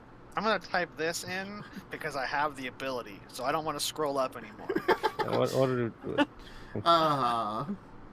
Anyway, so yeah, that's our Kickstarter for today. Castle Palace Deluxe Edition. We've done it. Yeah. I want all the to paint minis them. for just to paint. They are really cool minis too. Like they're just. Y'all move up I here. would Ines? sooner move to Canada than certain parts of the United States. So I'll just say that. I mean, Will's supposed to live in a very nice area of Canada. Will technically lives just north of me. Yes. It'd be a very long drive because the United States are friggin' massive, but Yeah, the U.S. is a it's big, right next door. big country. Yeah. Mm-hmm. Yeah, quick. So, I guess it's topic time? it's topic Keeper? time. It's topic time. It's topic time. It's time to talk. So this is a topic that we've kind of braced in portions here and there, but I don't think we've like hit it head on. Which is like, now I think we talked about before how Pathfinder has its origins in 3rd and 3.5 D&D. But like if you compare the original Pathfinder to 2nd edition Pathfinder, they're very different. If I also compare hugely 3.5 to 5th edition, they're also really different. Mm-hmm. You know, So I'm just gonna scroll up. I was on my phone. I woke up at stupid o'clock in the morning, saw what time it was, heard work being done outside, and I'm like, I could get up and go help like I promised, but I've barely slept at all because it's stupid o'clock in the morning. So I went back to bed, and then I woke up, and then got out of bed and immediately went to go work. Like I woke up, went to work, and then like 5 minutes before I sat down to be on the show. So I didn't have anything on. So I messaged something on my phone because you're like, hey, I'm gonna get some stuff ready. And my response, my phone also corrected me. Oh no, I've scrolled past it. Mhm. My phone corrected me wrongly. And I said, Pathfinder is based on D&D, and they just changed some lore and a few other rules. So it's basically the same game. That's an argument that you do hear. Is the unfortunate I've thing. heard that one so much. Yeah, and it's like, and we've talked about it now, and we've really broken down that they're incredibly different games. They Really now. really are. I still will say that if you're just straight comparing 3rd edition, 3.5, 3.0 or whatever, straight to Pathfinder just updated the rules. Yep, I will agree on that one. Mm-hmm. But that is not really the case anymore, especially now that you have 2nd edition Pathfinder and 5e. Like, Pathfinder, 1st edition, it is just 3.5 update. That's the essence of it. Is they took the 3.5 rules, they fixed a lot of issues with 3.5. I mean, Yes. they streamlined it so well. I think, like, as I recall, wasn't like Monk horribly unplayable in 3.0, 3.5? Or they were just bad or something. I don't think they were bad. I mean, like, first of all, Monk in almost every single edition is kind of derp. Yeah. I think the 5th edition Monk is probably the most playable version of Monk I've seen. I can't really speak for the Pathfinder Monk because it's basically 3rd edition, which It's very is different. kind of meh. It's very different. And the problem that I have with 3rd edition and, say, Pathfinder Monk is this is one of the things that I like, and also other people will disagree with me on, and I understand their point, and I will agree to a certain extent. But to get more damage, you have to have strength. Your strength modifier is purely a bonus to damage. If you are a monk, you use either dex or strength to hit. If you do not use dex to hit, you have lower AC. And if you have lower AC and a lower hit die, you will die. So a monk needs strength for damage, dex for AC and possibly attack, depending on how you want to do it. They need constitution to survive because they're a striker character, kind of a front line. They need wisdom for armor class because they get their wisdom modifier. And you may or may not need intelligence depending on how many skills you need. That's basically everything. You basically need everything to play a monk. But I feel like which is really bad. I feel like that's yes and no. You know, like, I feel like in earlier editions of monks, that's certainly what it is. Like in Pathfinder, if I'm building a Pathfinder monk, I could probably get away with having like a 12 con. I'm gonna be honest, I could get away with that. You don't really need con. Not like a fighter. The monk's trying to not get hit. Yeah, but that means you need a lot of dex and wisdom. I would probably say like focus wisdom, and then maybe make like 14 strength and dex, and I would probably be a pretty decent build. So 14, 14, I 12, think... like, honestly speaking, probably 10. Yeah, I mean, the points... benefit of monk is your hit die changes to compensate for the lack of strength. Yeah. I think it has to. Period. 16 maybe on wisdom and 10 on charisma, or maybe 8 on charisma to save some points because yeah, you charisma. don't. You could just be an idiot. Yeah. Yeah, you don't really need the charisma. The benefit I believe that Pathfinder has over, say, 3rd edition is the amount of feat options. You do not need to rely so much on strength, I think, in Pathfinder, because you can do other things, or you can do things that help other people. Like, maybe you can trip people as a free action. And then if you have a melee dude who's standing right next to you, it's like, oh, you're on the ground? Well, prepare to get totally obliterated, you know? So Pathfinder adds more options, which is a whole different topic. But that's specifically more like 1st edition Pathfinder. Yeah. But like you break down, like, I'm like looking here, like on certain things, like I just broke out, like, because I have a copy of the 3.5 core rulebook in PDF form and the PDFRD, and like I broke out Bard because I remember 2 of the classes that got fixed a lot in Pathfinder were Bard and Monk. 17th level Inspire Courage +4 in comparison to 3.5 where it was 20th level you got the Inspire Courage +4. Get a spell of every level. The cantrips, which are at will. You get other stuff in here. Like, there's like an entire, like, there's probably twice the amount of class abilities you get as the Bard. And it makes it so much better. Like, Bards and monks just sucked in the old edition. So, the thing I was going to mention about the 5th edition version of, like, Monk is they allow your dexterity mod to apply to damage if it's a finesse weapon, which is a step in the right direction. But then if you want to... Uh-oh. Wow, 3 times today.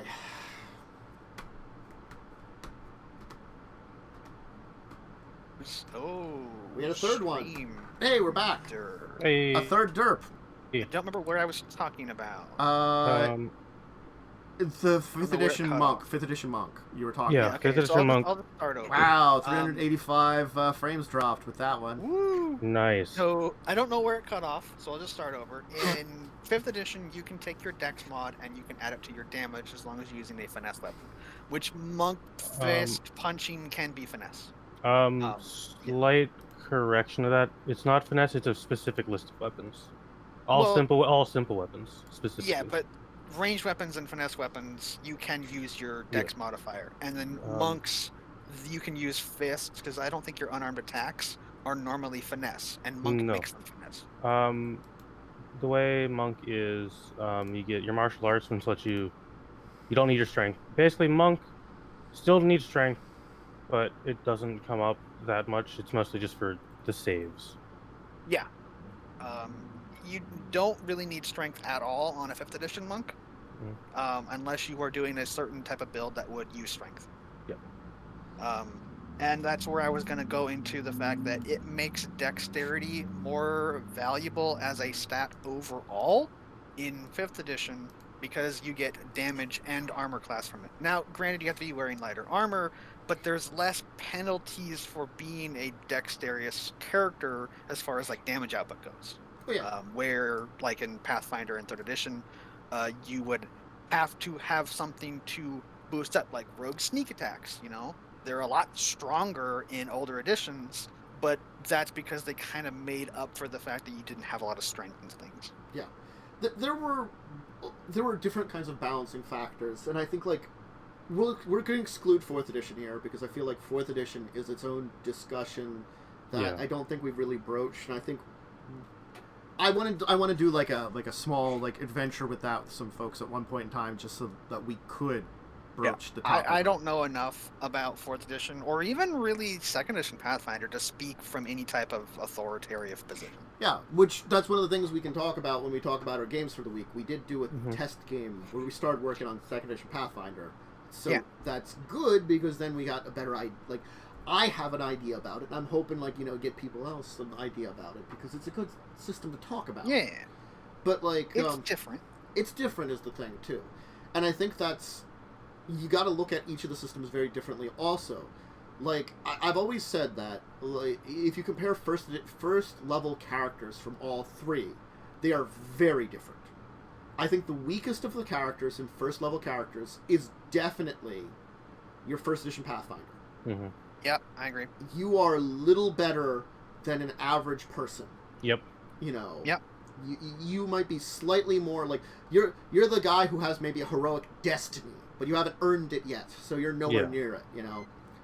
I think the next one up is, I feel like, 2nd edition Pathfinder, and this is an interesting one because I feel like it's a boost that everything had. Is that like there's like this health boost to everybody and everything because your race. I like that in the 2nd edition Pathfinder. Yeah. Some of the character building stuff is interesting.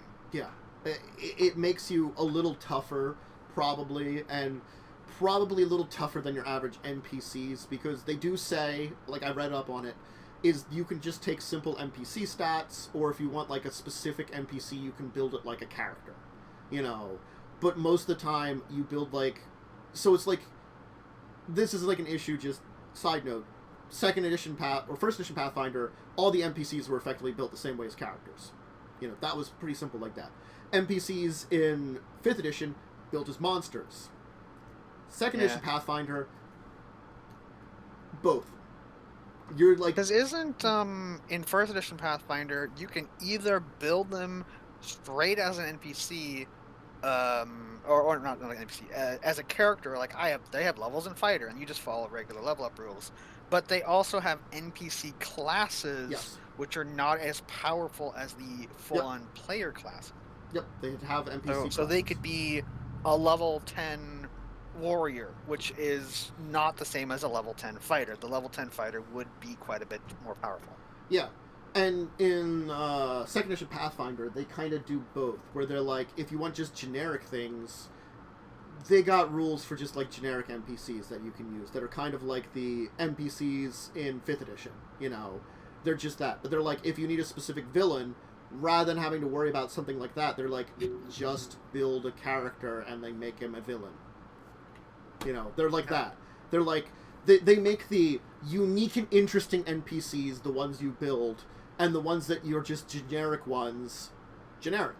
And I actually don't mind that, honestly speaking, as something to do. Like, I liked that you could make Joe Schmo, the gardener down the street, be like a warrior with a specific build, but you didn't need to. And you could just be a commoner. Yeah. Yeah. He could be a level 2 commoner. He's experienced life, so he's got a 2nd level. Yeah, he's 2 levels of commoner. Yeah. I think then, like, beyond that kind of thing, which, like, the NPC build is definitely, like, a huge difference between all of them, I think scaling is one of those issues that people don't think about when it comes to the editions. And I think that's... All 3 of them have a completely different scaling. Like, 5th edition... Like, 10 is, like, your standard DC... 15's difficult, 20's like those really hard rolls a lot of times. Yeah. 25 is like, you really aren't supposed to be able to do this. And 30 is like DD level things. Yeah. Like, if you're rolling 30s in your game, your players have probably munchkined a little bit. Yeah. Which is harder to do in 5th edition. I mean, the only other thing for like a 30 is possibly like a expertise rogue at high level, because you get twice your proficiency, which would be like 10. So you can easily have like a 15 to something like a rogue would do. So I can see like getting a 30 as that like super expertise rogue doing like, I expertised in perception, I can get this 30 and like see like the fly on like the back of like a giant like 500 feet away or something stupid like that, you know? Yeah. There's some absolutely insane stuff you can do. But they've built for that, and most average characters maybe can get up to like by 20th level like a plus 10 to something.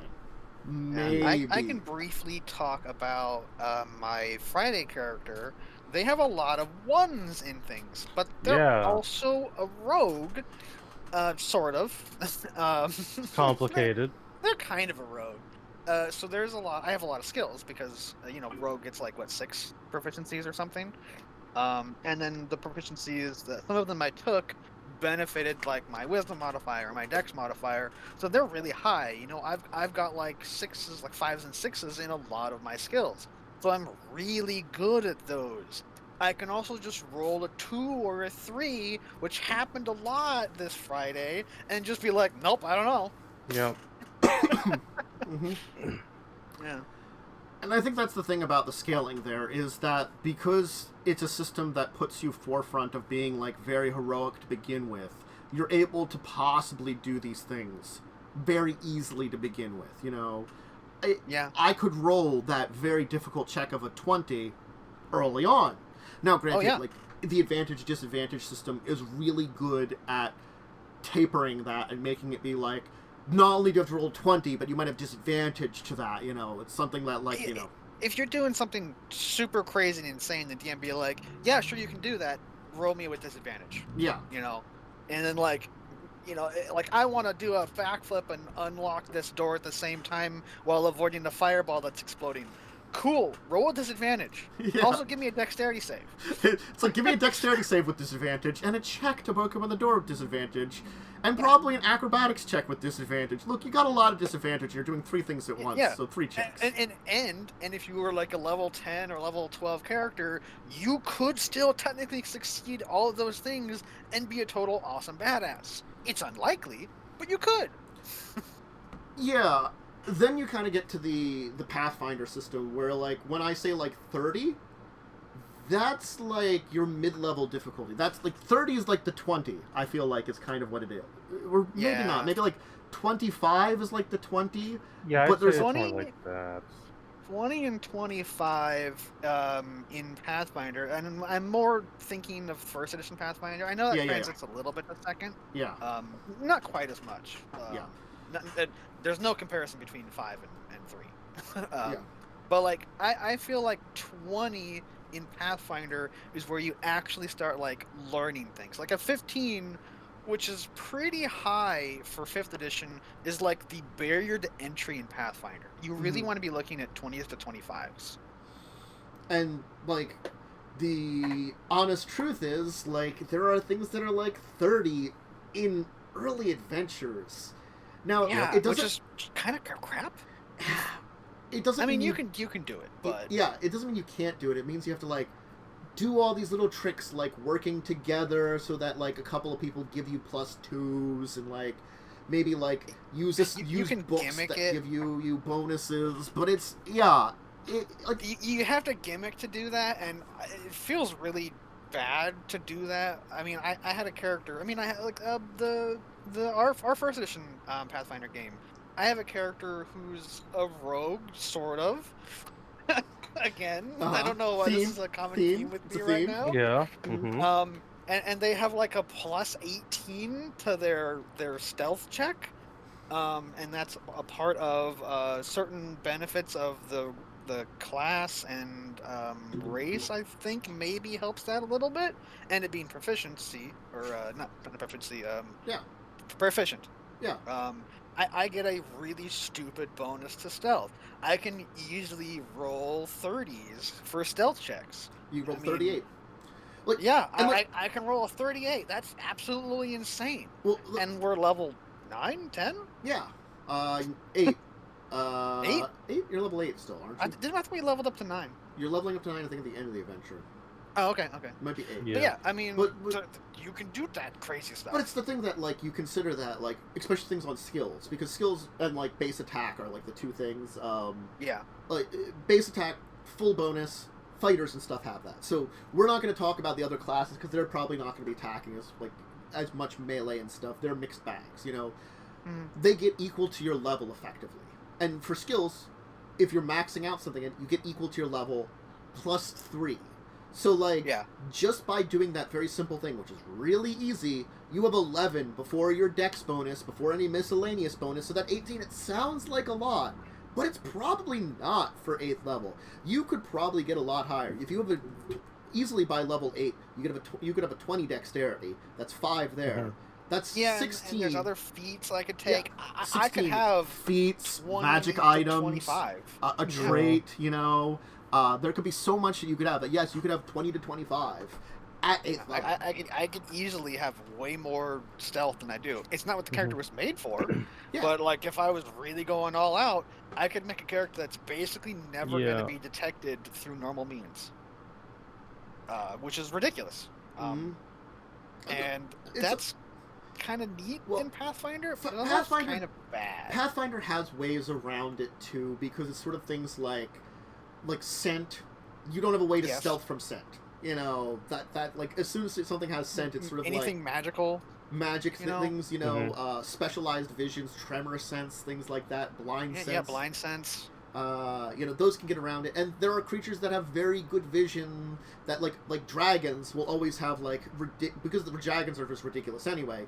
They were probably going to spot you still. Like even if you have that like plus 25, they might be like, Dragons also have blind sense, I think, to a certain range. Do also so to a certain range. You literally cannot sneak up on a dragon. Dragons are the murder you creatures. They always have been. You know. Yeah. But like, so like it's automatically like a different scaling of a system. So like you can't like understand the same numbers. And as soon as you're working with the system, if you're not thinking that the scaling is differently, you're gonna be scuffed, because like that, like the same epic thing your character could have maybe done in 5th edition, they're not going to do in Pathfinder unless you've got at least some training in it. Yeah, you have to have some training in it. You know, in 1st edition or 1st level D&D character, I could like, you know, do crazy acrobatics, swing from a chandelier, jump down at somebody, no matter what character I was. Pathfinder, if you're just an average Joe Schmo, why the frick would you know how to do acrobatics? You couldn't even, you could try doing it, you'd probably like fall on your face horribly, just like yeah. You could probably start the game with maybe an 8 to 11 if you were cheesing it, which would be pretty good for a level 1 character, but that mostly means like in your background you probably did a lot of this stuff, so you're not just Joe Schmo, you know. You're just like, oh, you know, I was an acrobatic in the local circus. Yeah, you were an acrobat in the circus, and now like you've taken up whatever profession you are now. You know, that could have been a trait, so you could easily been like, oh, you're a sorcerer now, or a wizard, or you could be even like a druid. But you were also an acrobatic in the circus, so you've got this background trait that like, you know, gave you proficiency in acrobatics and a bonus, and you like put it really high, and so you're like, well, you know, I'm really good at this. Also, because that's what you did. You're not just like, I'm commoner who learned how to use a sword. You're like, no, I was circus man, and I did backflips all day. And I gotta admit, it's not a terrible idea to have a lot of acrobatics. As a wizard with acrobatics, you could roll acrobatics, and instead of 5-foot step, make them move away from your enemies. So they could just walk up to you. A backflipping wizard. I just like the idea Fireball. of this like circus clown kind of guy being like, one day, I quit the circus and decided I just wanted to learn how to be a wizard. and then I just fireball everything. It's great. But see, like, if you think about that, that's not a bad build, though. But I do something like that. To, like, get that weird specialization, I could be the acrobat wizard, and it would be fun to play, and it would be stupid, but could work. Yeah, you could take something that's like, I want to just be stupid good at this, and then like I'm gonna put it with this thing that's not really the best use of it, but you can make it work. I'm mostly speaking, again, from first edition Pathfinder, because that's what I Yes. have the most experience with. I imagine it's not too different for second edition Pathfinder. It's just how you build it would be a little bit different. Second edition Pathfinder is interesting because they upgrade the scaling yet again, because it's like Yeah. everything is scaled on level, period. The idea Yeah. is that you add your level to pretty much everything. You know, it's like, so if I'm level 4, I get +4 to whatever I do. The better I get, the better I am at doing whatever. This means Yeah. this, I think, means that you still have that start out that you're pretty Joe Schmo, but it has a much heavier ramp for heroics. Like, Yeah. I think the ramp for heroics in Pathfinder First Edition is very slow, but you do hit that kind of mark where you start feeling heroic.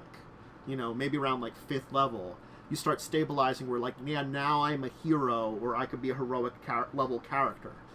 Where, like, you know, first edition Pathfinder or 5th edition DD, you start out with the right way. Second edition Pathfinder, you kind of are in the middle there. Maybe you're not quite as weak as the first edition Depending character. on what class, because the class and sort of race dictates how good you are at a certain thing. So, like, I'm playing Fighter Man, and I get expertise or expert level training in perception. So, my perception is actually pretty good, but I have no wisdom because I'm kind of an idiot. Mm-hmm. So it could be a lot better, but because of, you know, how I built the character, I'm a little bit less at that. But I think I'm still higher than most of the group, even some of the people that actually have a decent wisdom score, Mhm. because my class gave me a higher level of training and perception. Yeah. And I think, like, you know, that can make a difference too, because again, like, you're training in something certainly. Yeah, there's different levels of training which have different modifiers that I'm not sure what they do because we just started playing it. Yeah. Yeah. Let me just check something here. Oh, it doesn't want to load up quickly.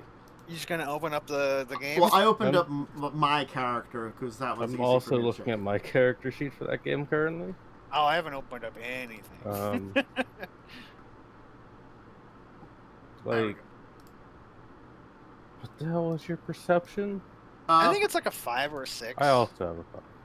Yeah, but I But I have like rogue. no wisdom, so. Yeah, I also have no wisdom. I'm just a Oh, so rogue. maybe we're Rogue. both expert or something. Yeah, we're both expert. Okay. So, I like- thought I had one more than you for some reason. You might have one more. I don't know. Maybe I have 12 wisdom. So, Yeah, like, you might have more wisdom than me. so, like, one of those. Oh, I think that's what it is. I have 12 wisdom but 10 intelligence. That's what it is. So, like, Yeah. the one thing is, like, yes, if you're not proficient in anything, you do not add your level at all to it normally. Like, if you're not Yes, proficient. I have a lot of zeros. Yeah. I have a lot of zeros as a fighter. I gotta admit, there's a general feat you can take very early on, like at 3rd or 4th level, that gets rid of that. There's untrained improvisation, which it starts out you can add half of your basically level to rolls, and then at 8th level you add your full level to all the rolls you're not trained in. Oh, Nice. how high of a level are we going in this adventure? Maybe I'll just be good at everything. I'll just be the idiot fighter who's just, I can do that. You won't reach 8th level because what I was originally planning on doing is doing this small bit first, and then do like at least the 1st and 2nd level parts of the book that's there, because there's a 1st, 2nd, and 3rd level part. I think there's like 3 parts. It's definitely the one thing I can say to bring us back on the topic. Yeah. Is going from 5e and from 4th edition Pathfinder to 2nd edition Pathfinder. It is a very, very different system. It is. There are certain things I think are kind of cool.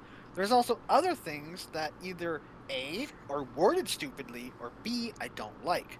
But I think it's still a interesting enough system that I would love to play it.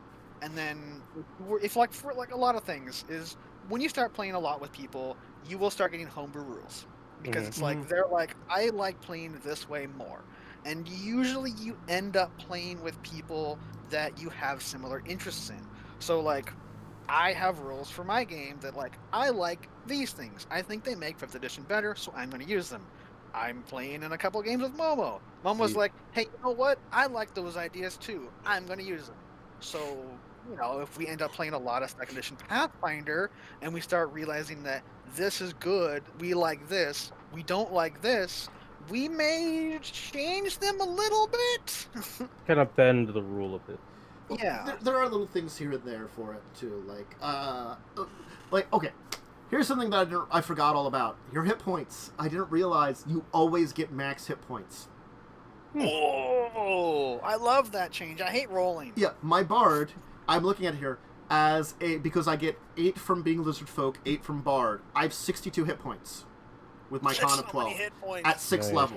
I'm 6th level and I have 62 hit points. How many hit points at 6th level? Yeah. Now, granted, Nice. like I get plus 14 to my perform checks, but that's because I'm an expert at perform and an expert at occultism.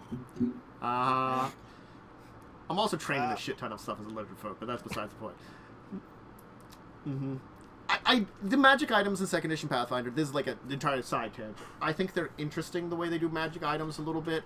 I think they're a little better, but a little more confusing is the only thing I have to say. Like, it's a magic weapon. Oh, well, did I Nice. break? buffering there? Yeah, Fucking that was buffering. probably you. It was probably me Nice. buffering again. I think I was saying, Yeah. like just a side tangent, like, magic items in 2nd edition Pathfinder are a little interesting. I like the way they do things, but they're more confusing. Like, if I see magic weapons have bonuses in 2 different things. They have the normal kind of +1 to attack, but instead of having +1 to damage, they have extra dices of damage. And so, like, as you upgrade your weapon, they kind of both upgrade separately, kind of. That's weird. It is. I'm also gonna say I have one more thing to Mm. talk about, and then we really need to change topics because we are Good. getting real close. Yeah. We've had a lot of tangents. We have a We lot have. of tangents. Yeah, we're getting close to 2-hour mark, so we want to Yeah. get to So the one last thing I'd like to comment on about 2nd edition Pathfinder is I feel the scaling of power is really weird because at low level you're kind of like whatever. You're probably maybe depending on how you do your build stronger than 1st edition Pathfinder characters. Very build dependent. But it feels like because when you start hitting the big milestones like the 4th level, 6th level and stuff, I feel like the power spike is going to be a lot higher in 2nd edition Pathfinder. The way that you build your characters, how you increase in power. Mhm. It feels like it's more spiky, so you're gonna have these big spikes of power. Like 1st, 2nd, and 3rd probably going to feel very, very similar. But when you start hitting like, 4th level and 5th level and 6th level, I think those are going to be pretty big power boosts. So I'm excited to get up to a game in 2nd edition Pathfinder where I see those power bumps, so I have a better comparison to like how they are versus 1st and 5e. Let me put it this way: they have a certain power. They have definitely a power bump as at I believe it is. Oh yeah, 5th level and over 5 levels after. You get +2 to 4 ability scores of your choice. Oh my.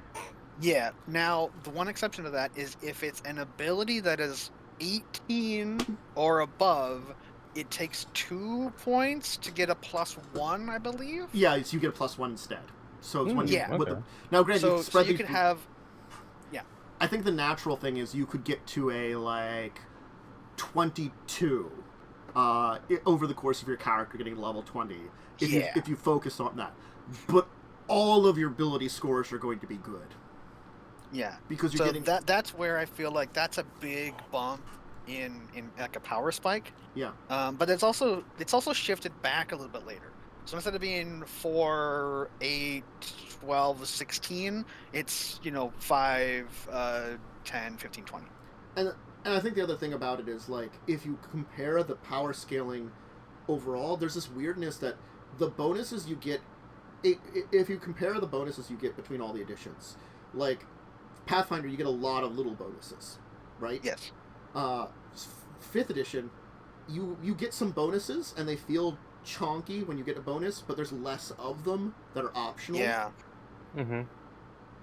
There are very few bonuses, and they're very small in 2nd edition, because that level difference is heavy because that same monster, that monster's level 3, it's getting +3 to all of its rolls before it's getting that, like, ability bonus and stuff like that.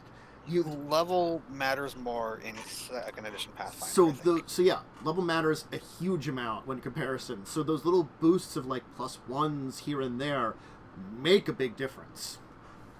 But let's talk about our week in tabletop, because we did talk about Kickstarter already. I guess I have to start with my game. We started with your game, I think, which was kind of side adventure-y, I think is the best way to describe it. You fought a dude again. Yeah. So, okay. You guys are doing this big, huge, crazy plan, and you needed... you're trying to get gunpowder. Mm-hmm. But they didn't have a lot of charcoal, Mm-hmm. but they had, like, sulfur and whatever the other thing is. And so you're like, hey, let's go find some place we can get some charcoal. Well, you're not really in a very heavily wooded area, but because of my weird mapness, it's like there's a bamboo forest nearby. You could make charcoal out of bamboo, but it's kind of crap and it takes longer or something. Mm-hmm. And so you went up there and you were doing that. Roval got out of prison and met you there, Mm-hmm. and then someone followed them there probably, Mm-hmm. and then beat the crap out of a lot of you. Yeah, I almost got 2-shot. Mm-hmm. Yeah, it's almost like it gets stronger or something. Yeah, I don't know about that one. That seems far-fetched. And also there's... Now, well, this is another deeper discussion thing, but I'd like to touch on it briefly as power scaling and stuff. Now, you fought this thing twice now. You fought it in a weaker version and a stronger version, and very briefly, I'm curious to know how you felt about the two different encounters. I feel like how I feel about the weaker version is heavily dependent on the fact that it didn't get to do anything. Yeah, it rolled really badly and it was locked down with a spell. And then in this encounter, we did the same plan of locking it down with a spell, but it rolled better. Mm-hmm. And it rolled a lot better. It also ignored the spell and just accepted the punishments. Yeah. And rolled really well, even with the punishments. I feel that it was fine for the most part. I didn't feel it was like too stupidly overpowered. Granted, the thing I did that almost got me killed was because that is what Viren would have done. Viren would have gambled because it worked last time to try to heal and leave, and it didn't work this time. Nope. So you bet on the fact that it was bound up in vines, that it would have a hard time hitting you. Yep. And then you're like, oh well, I'll heal myself here, and then back away. And it's like, well, it's going to attack you. It can do that. And it rolled really well, and you got punched for a lot of damage. Yep. Yeah.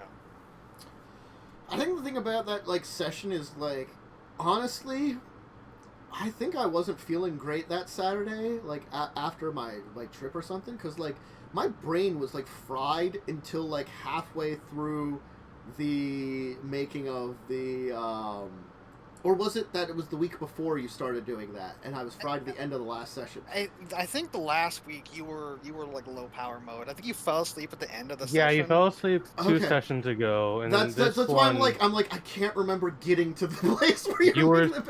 Yeah, you were still kind of like low power Tantus during this one. By the time we got to the end, I like definitely by the battle, I was like my power was returning. You know, like I got a second wind or something. Yeah. You know. But... Yeah, because there was a little bit of downtime in the beginning because you're just making rolls to make charcoal because you wanted to make extra. So I was putting it behind rolls because you were trying to get more than what you were trying to do. Yep. And then you went and talked to the lady who owns this big, huge shipping company because you're like, hey, we want to know when you want us to do this thing because we've been gone for about a week. And she's like, pretty much whenever, you know, it's ready. And if you want to go, then by all means, we'll get things set up and then you can go and do the stuff. because you're going to go after some pirates. Yep. She's also going to give you a gift because she doesn't want you to die. Sounds good. I still have to figure out who gets what because I've been super busy all week and I've not sat down and done any work. Mm-hmm. So yeah, you're gonna go on a boat adventure today. Yep. Yeah, boat fun time. And then it might be planned enough. Who knows? We'll see. Then last Sunday I had 2 games. I ran 2nd edition Pathfinder for a little bit where we finished up characters, and it was like I almost like. Oh my god! I like give you like this entire plot line, and you're like, "That's a red herring," and I'm like, because we weren't there for it, and we had no confirmation as players. I that know. the spell I know. thing. I know. It's like, okay, you cast a spell. All right, he turns around and talks to you. He doesn't seem to be different, and then he gives you this map. I'm like, cool. It probably is nothing, and it's just he gives this map to everybody. We weren't there to think any different. I know, the person wandered off separately. If they'd been together, it might have worked better, definitely, but like... Kib doesn't trust weird elf man's magic. Hey, kids, they're assholes. Yeah. Kib also thinks you need therapy. No! You trust the kids too much. I had a vision of the future. Yeah. They stole from me. They did want to steal from you. This is accurate. I don't know why.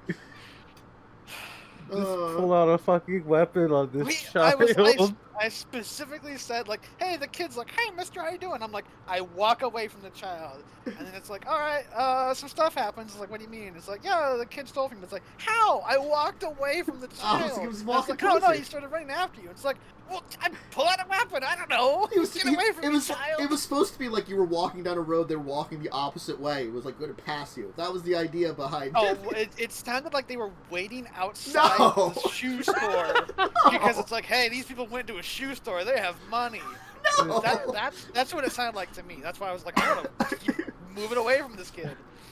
You were supposed to be like about child ships passing in the street, not in the night, but in the street. But that happened. Yeah, that was a little miniature like part of adventure before like the elf also told the child that they are die young.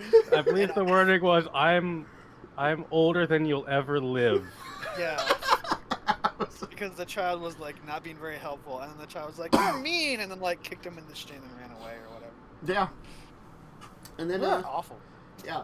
Then I had my D&D game where I'm my Luxodon, and we made friendly contact with a group of werewolves and their werebear leader. Oh, nice.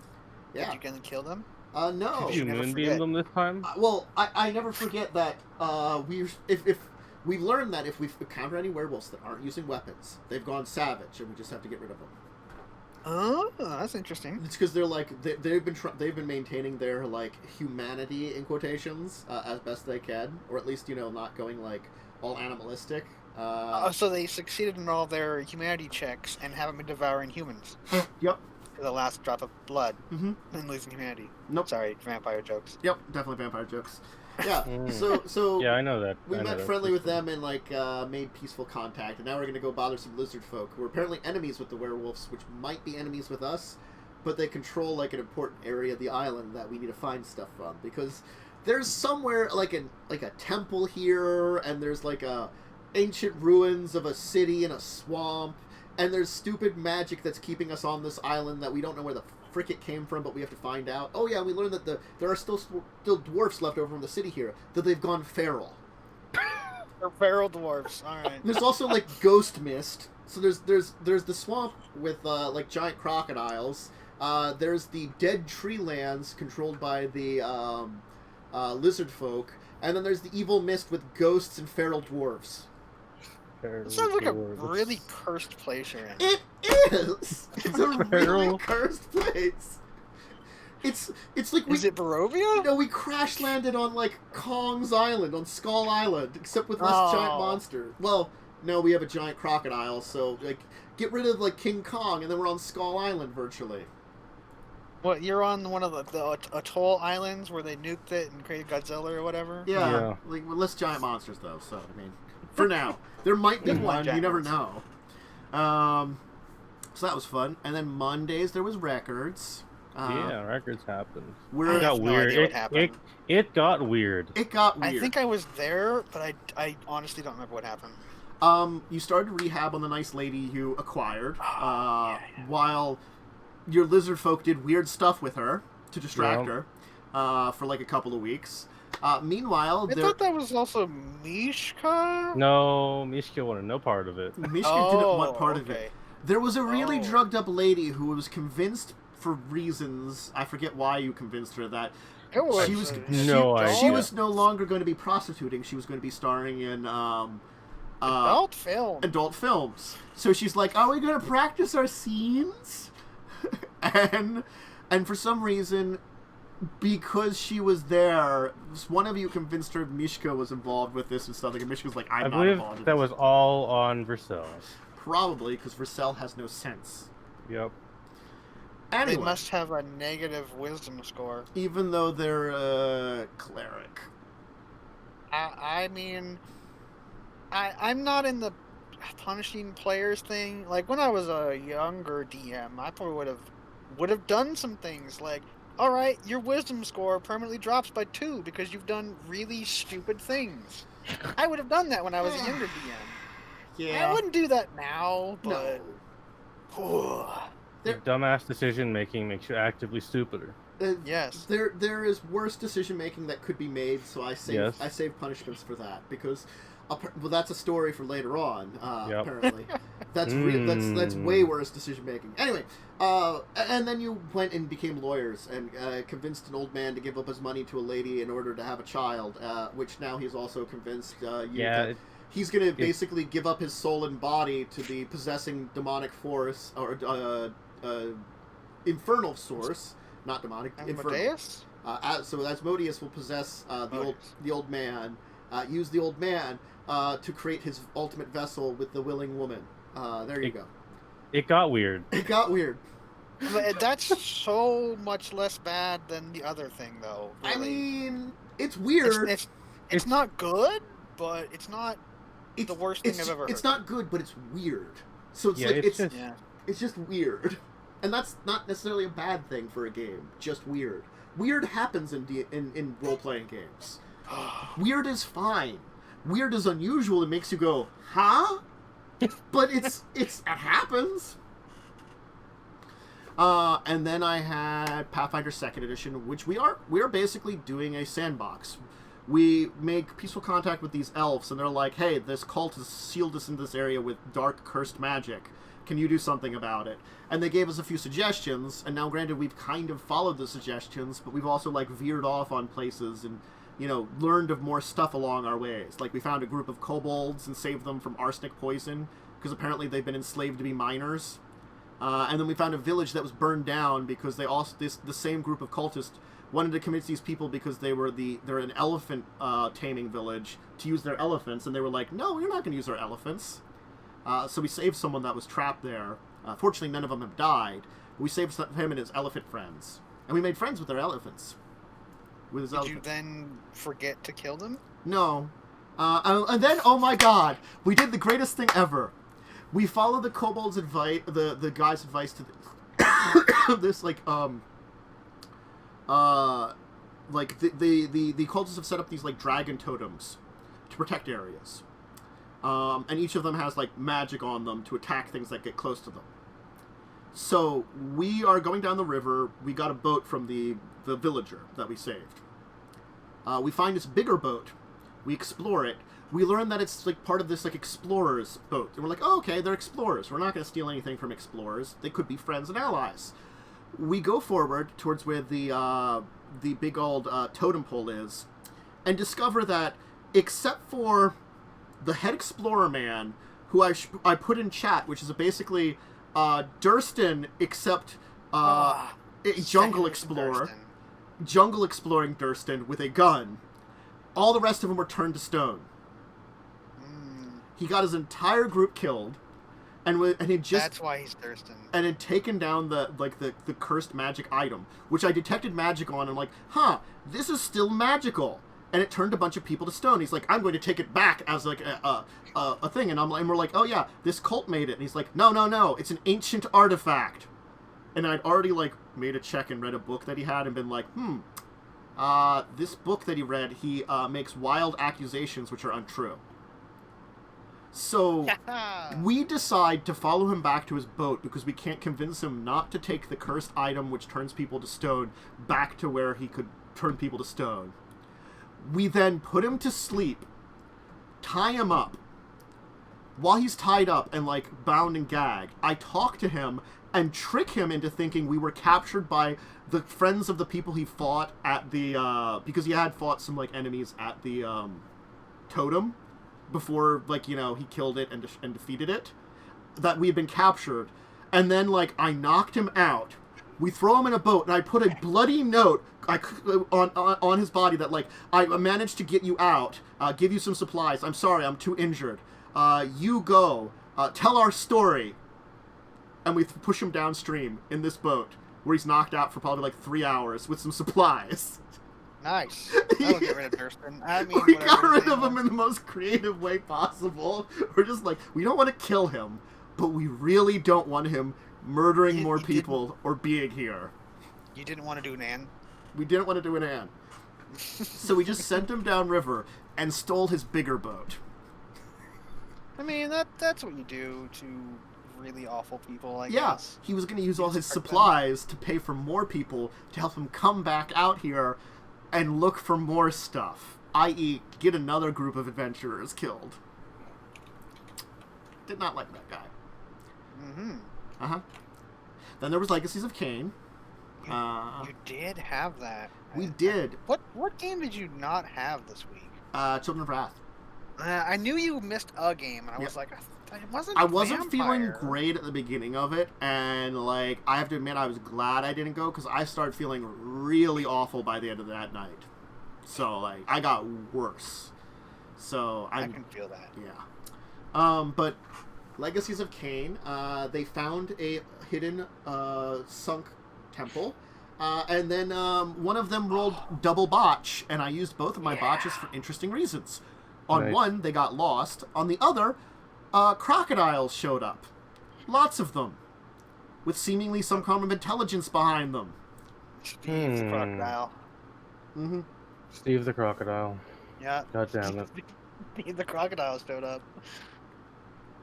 It's always Steve. It's always Steve. Yeah, Steve is in every game now. It's my legacy.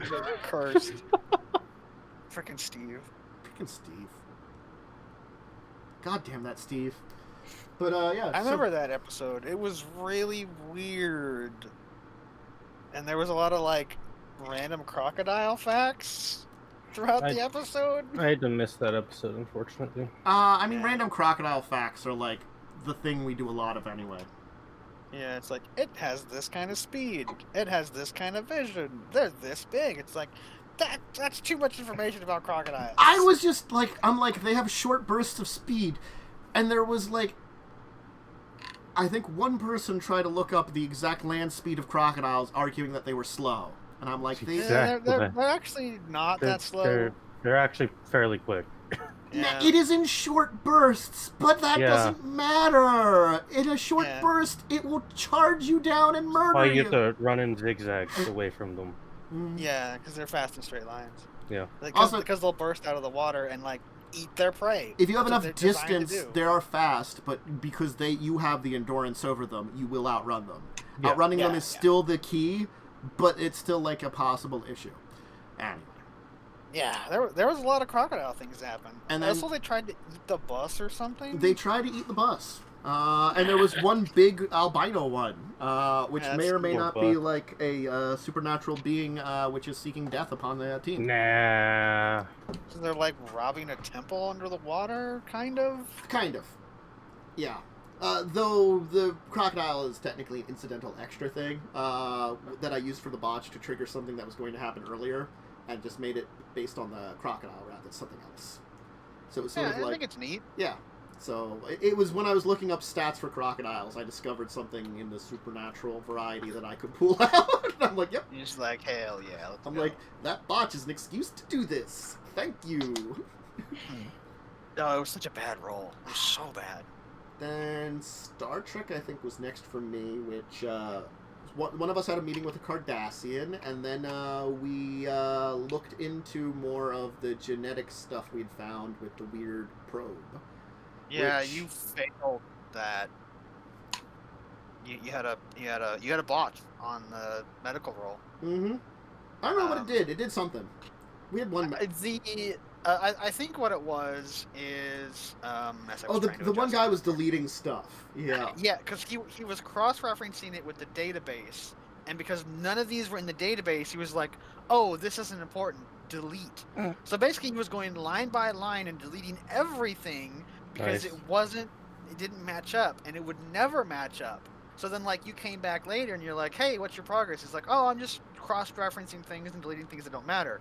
And it's like, you do know that none of these are in the Starfleet database. And he's like, "Oh, I'm gonna need another copy of that because I deleted everything." Well, yeah, he was deleting stuff, and like I think like beginning with I'd overheard it, and my character was just like, eh. You know, at first, because I wasn't thinking about it, too, which I considered that big part of it. It was like, he's deleting stuff. I'm like, I assume that might have been what it was, and I'm just like, Yeah, But no, it was good. I think it kind of sounded like originally he was deleting unnecessary information, Yeah. and then like you came back later, and he's literally just deleting entire entries. Yeah. Because he can't cross-reference. Well, them. that's what it was. It sounded like at first it was unnecessary. Yeah, definitely. So. Yeah, because the person who sent the information is like, "I'm going to write a small novel about this, like 3 sentences worth of information you need." Yeah, That's the character they are. that's the character they are. So it's like, okay, I can understand them deleting stuff. And then like, oh, no. They're not deleting the addendum notes attached to it. They're deleting the entire entry. Yep. Nice. So it was a bad session. We did learn some information. We made progress. And then Progress was good. what did we have next? Was it Carrion Crown next? We had a carrion Iron crown. yeah. Where you met the Princess Wolves. Mhm. Instantaneously. No. Let me start this because this just completely destroyed my brain. Mhm. And then later on, I started feeling worse for other reasons. But like last week, we had a plan. It's like, Mhm. we're gonna go to like the outer places, and I'm like, well, there's a building right next to us that's quicker. We should go to 15 and then like 12, right? And everyone's like, oh yeah, that sounds like a better plan. So we started up this week, and go over last week's plan for like over half an hour. And I was already kind of like had a little bit of a sore throat, and I was kind of doing something Mhm. on the side. And I'm like, I look at the time, and I'm like, you guys are still talking about the plan? So I unmute, and I'm like, why don't we just do 15 and 12? And then it's like, oh yeah, I guess we can do that. And then I remuted myself because I was, kind of doing something. And then the planning continued, and I'm kind of like half paying attention, and I realized, wait a minute, you guys are talking about the exact same plan. You Yeah. spent over half an Yeah. hour Yeah, explaining the because same plan. Because I think what happened was that I was on board with your plan, and then Umber was like the one that was saying like, What if we did this instead? And it's like, Yeah, but all that's- right. that's I But what it I- was the that's what exact I same said. plan, but we didn't Yeah, but realize like it was, There was also talk about just kicking in the front door, and I'm like, that sounds bad. And like everyone was like, maybe we shouldn't do that. And then we went to the first place, and they're like, cool, you're here. Well, we can distract them if you want to kick down the front door. That sounds like a good plan. So the entire time we were planning for things, the first place we go says, forget all the plans.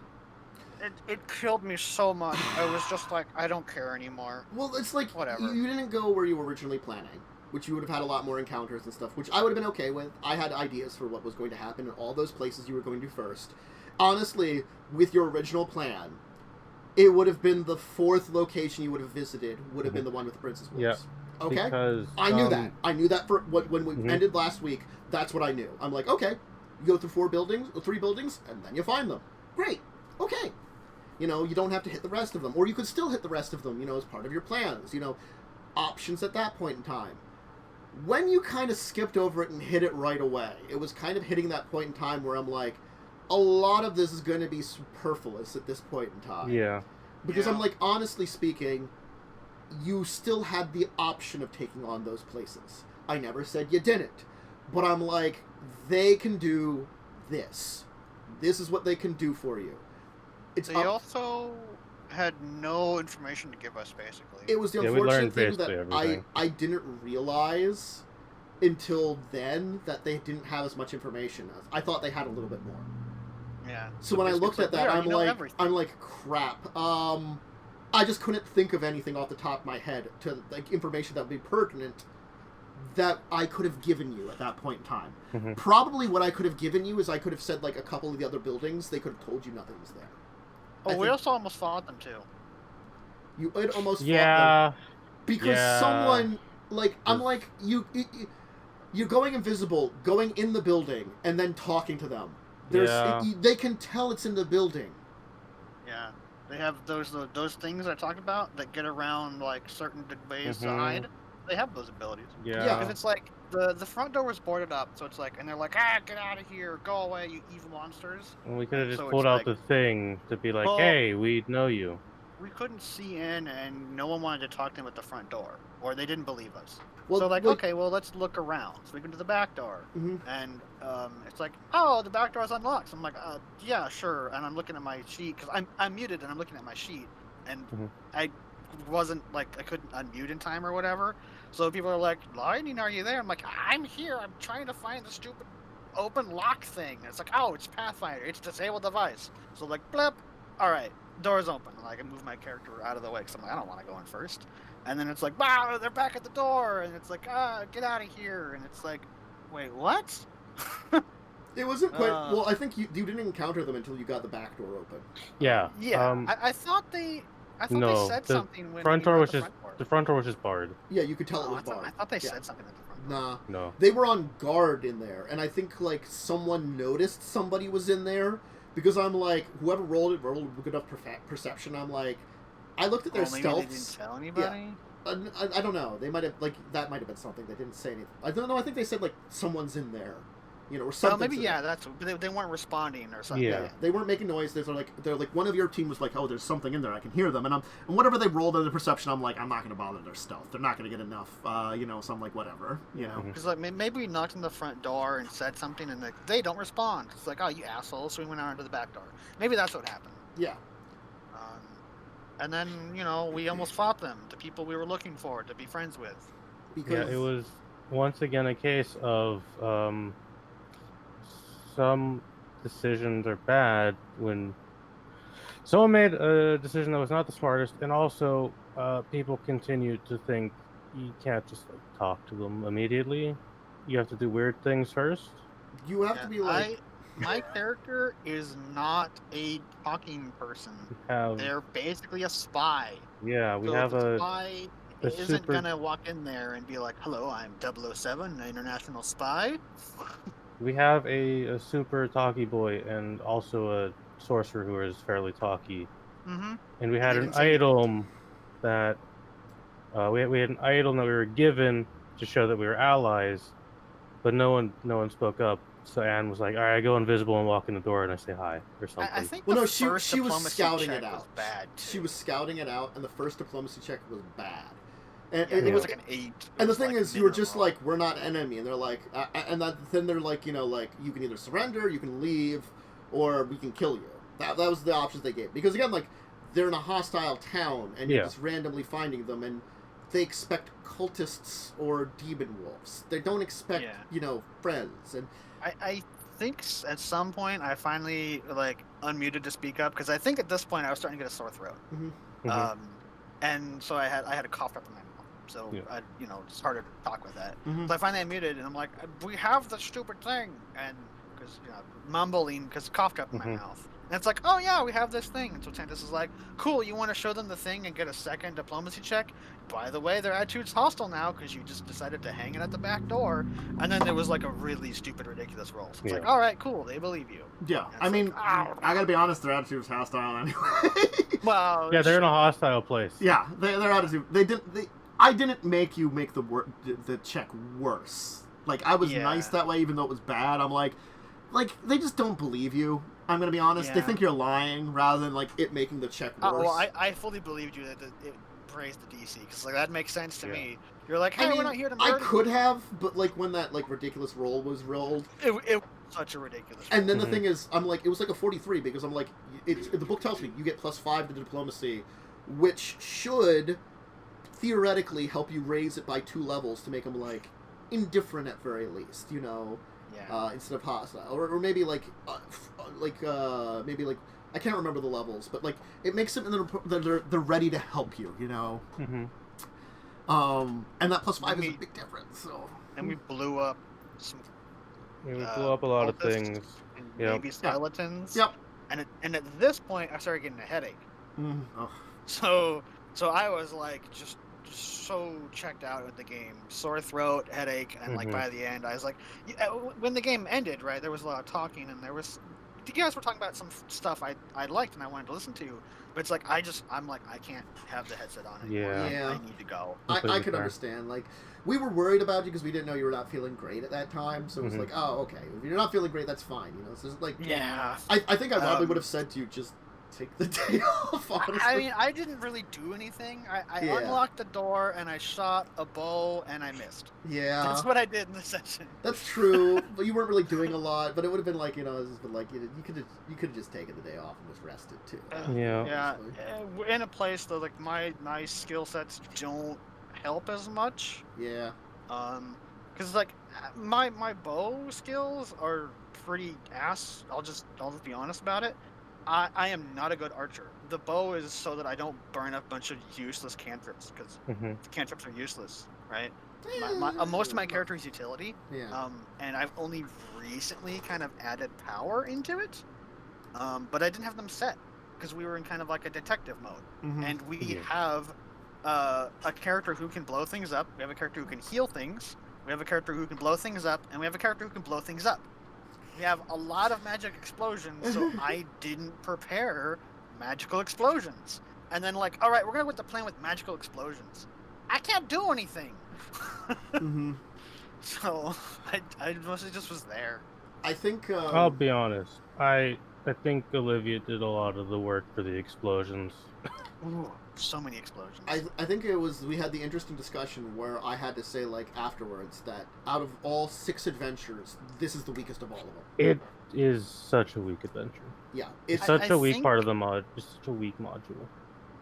I think if you gave me the major plot hooks, I could make it better. But I would be making a custom map, and I'd be making static encounters, and I'd be having static patrols.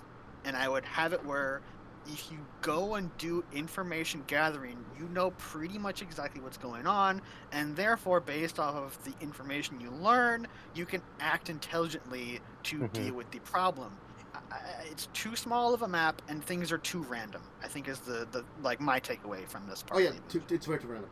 Like, Yeah. gonna admit, the way I rate the top tier adventure, I think is the 5th adventure, followed by the first one. The first one has its issues, like the pacing at the beginning can be a little bad. Followed by the 4th one, just because the 4th one I really like the flavor of it, even though it's kind of side story. Followed by the 6th one because it is the kind of penultimate adventure, though there are some weird issues with the fact that there's a little too many instant deathy things around the corners because Pathfinder and high level has instant deathy things. I think that's why it's low for me only. Like, you know, because I have to figure out what to do about those. Followed by Trial of the Beast, because Trial of the Beast is a great concept, and Schloss Karamak is an interesting concept. It's just done very terribly. Yep. If Slosh Karamak was at a higher level, and you just raised the CR of things, I don't think it'd be that bad. Because, first of all, you could be forewarned about it. Your characters have higher rolls to be like, what's a golem? Oh, it's a thing that's really hard to damage. Well, we have all this money, or let's trade in this magical item and get this weapon that ignores all of their resistances. Also, better map. The map should just be Oh, yeah, slightly, the better slightly map, better. yeah. Slightly better. Yeah. Like the basic map, the idea of it's great, but I think like everything needs to be just a little bit bigger because it's too claustrophobic. Yeah. for what Yeah, they it's want you to too do. small. Too small. Followed then Yeah. finally at the end by this one because it's technically 3 different adventures slammed into one, where 2 of them on their own would be fine.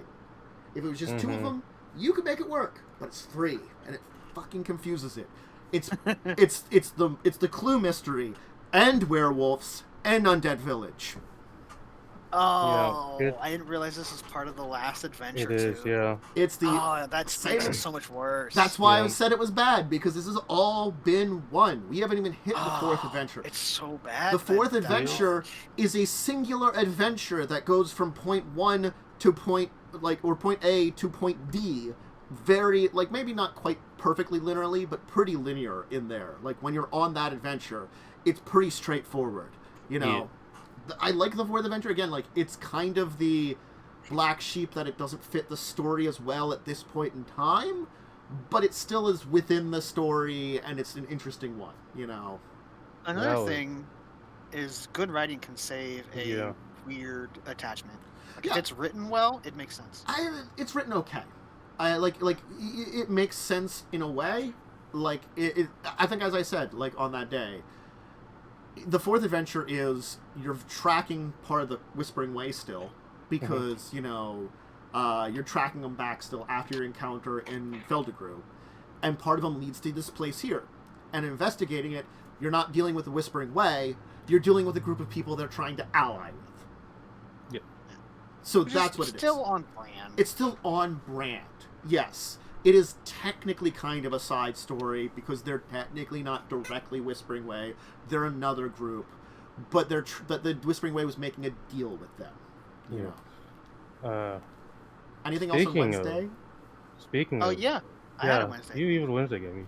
Yeah. So I took some pain medication for my killer headache, and I was feeling a bit better by the time my game rolled around. We're basically at the end of the adventure in this. This is the modern day D&D game with Mads as the DM, who is on Children of Wrath, and Fish also is there. They've also played in Children of Wrath. And then we have another person there. I don't know about putting details out. Probably not. Anyway, we have another person there.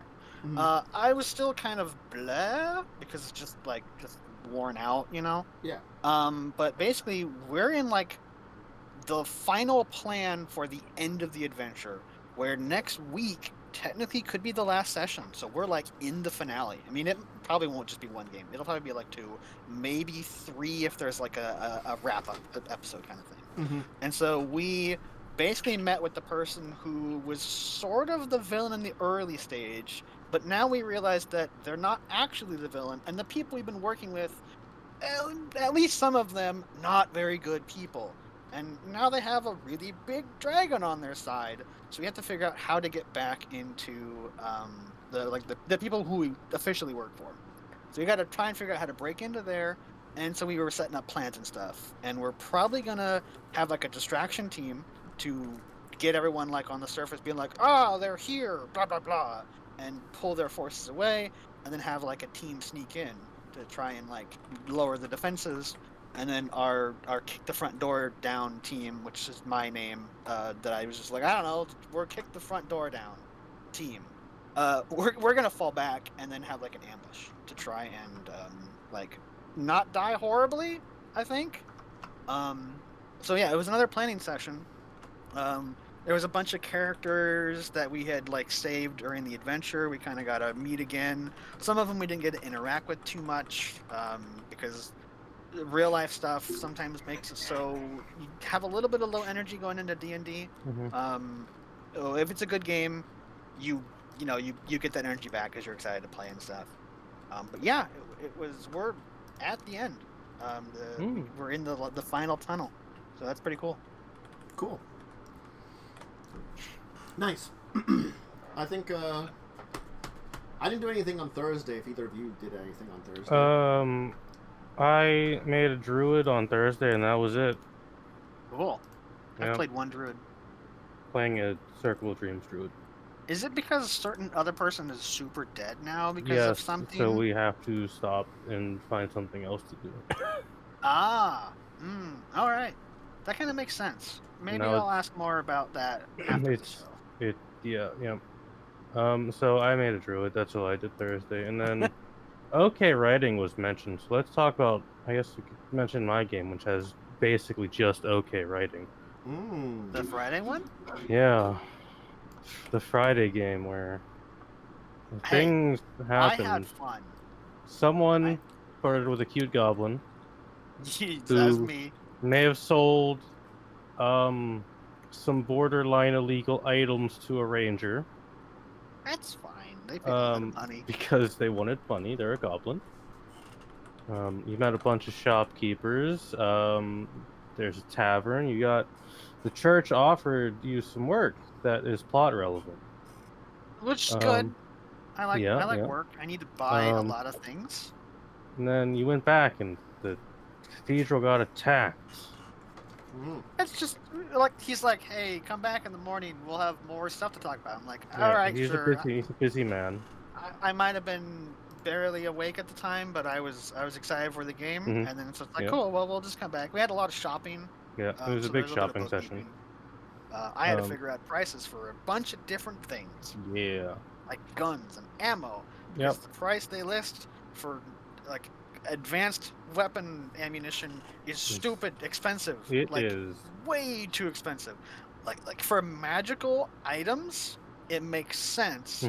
These were not magical items. It's so just we were like special ammo, and that's it. So we found a happy medium somewhere. Yeah. Which I immediately forgot, so I'll have to do that math again when you people need more ammunition. I mean, I'm gonna go back and buy some basic ammunition because I got a bunch. Yeah. And the cathedral got attacked by some undead that shouldn't be in the city, but are in the city somehow. Party's gonna have to figure that one out. It's an investigation. They beat the shit out of the undead. Because honestly, undead are not that difficult. Well, let's be honest. You gave us a silver platter and said, "Here's some monsters." Yeah, basically I did. It was more a thing to like, hey, you got some fun equipment. Go have some fun. Why not? Yeah. And then an old man stole an artifact and hid it in his warlock bottle. And I gotta figure out how to punish that. I mean, it's gonna punish the whole group probably. But also, I have to figure out how to reward this player because they're doing what their pact master wants. So I have to figure out a reward and a punishment. So if you want, I can talk about this a little bit on stream. Well, that's my food being done. I also have limited time. Yeah. Well, we're about done, fortunately. And then they fought a vampire who bit the barbarian, and that's going to be a problem for the future. That's future barbarian problems. Yep. They also met the basically like the leader of the church's military, and Lindsay's reaction was, "Oh no, he's hot." So I imagine Lindsay's going to flirt with a priest. Whoa, which one? Hot man or hot lady? Maybe both. Who knows? I mean, because the only reason I wouldn't flirt with hot lady is they're the head of this like. She is the archbishop. Yeah, so I'm not gonna flirt with them. There's a dragonborn and a goblin. Yeah. They're much more in my.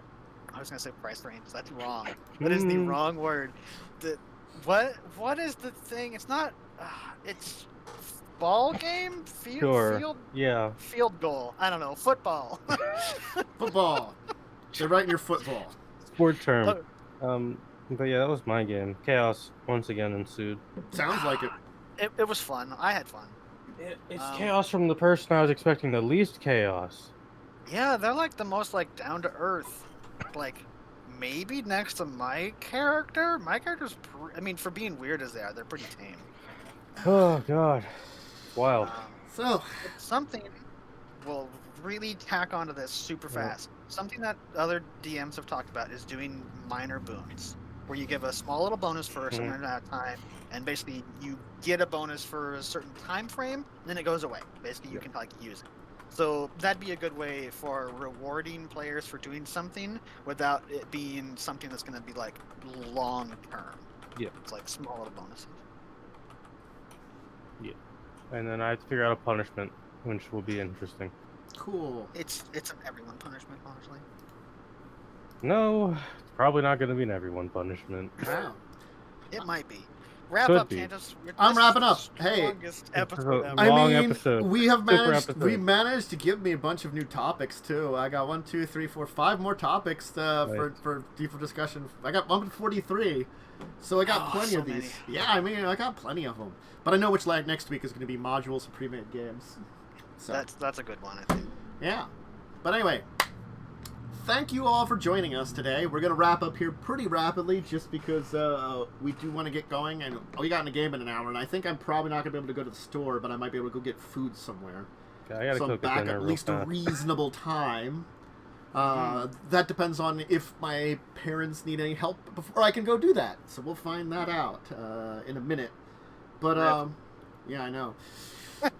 Rip, that's on my game for joining your game. I mean, that's if I'm late. It's probably because they have me doing something for like 15 minutes, half an hour extra. It's like, hey, can you help us out with this? And I'm like, well, I guess I'm going to go do that. Yeah, Anyway. it's not my game being late. It's Tannis being late to my game. Yeah. Yeah. It's me being late because of that. So, you know, anyway.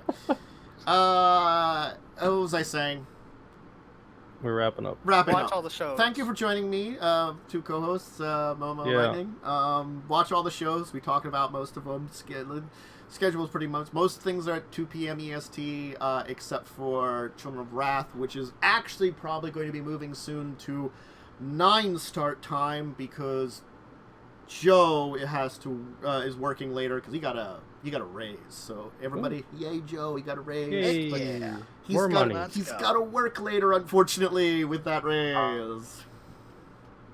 Because he's on West Coast schedule instead of East Coast schedule. And he lives on East Coast. Fuck, it did it again. Last time thing. Right at the end of the show! Right at the end of the show, we get another one. Yay! Oh, I see it now. Anyway, I'm going. Probably next time's Monday. If there's something in between, great. I have no idea. But until then, bye everyone. Thanks. Bye. Hey,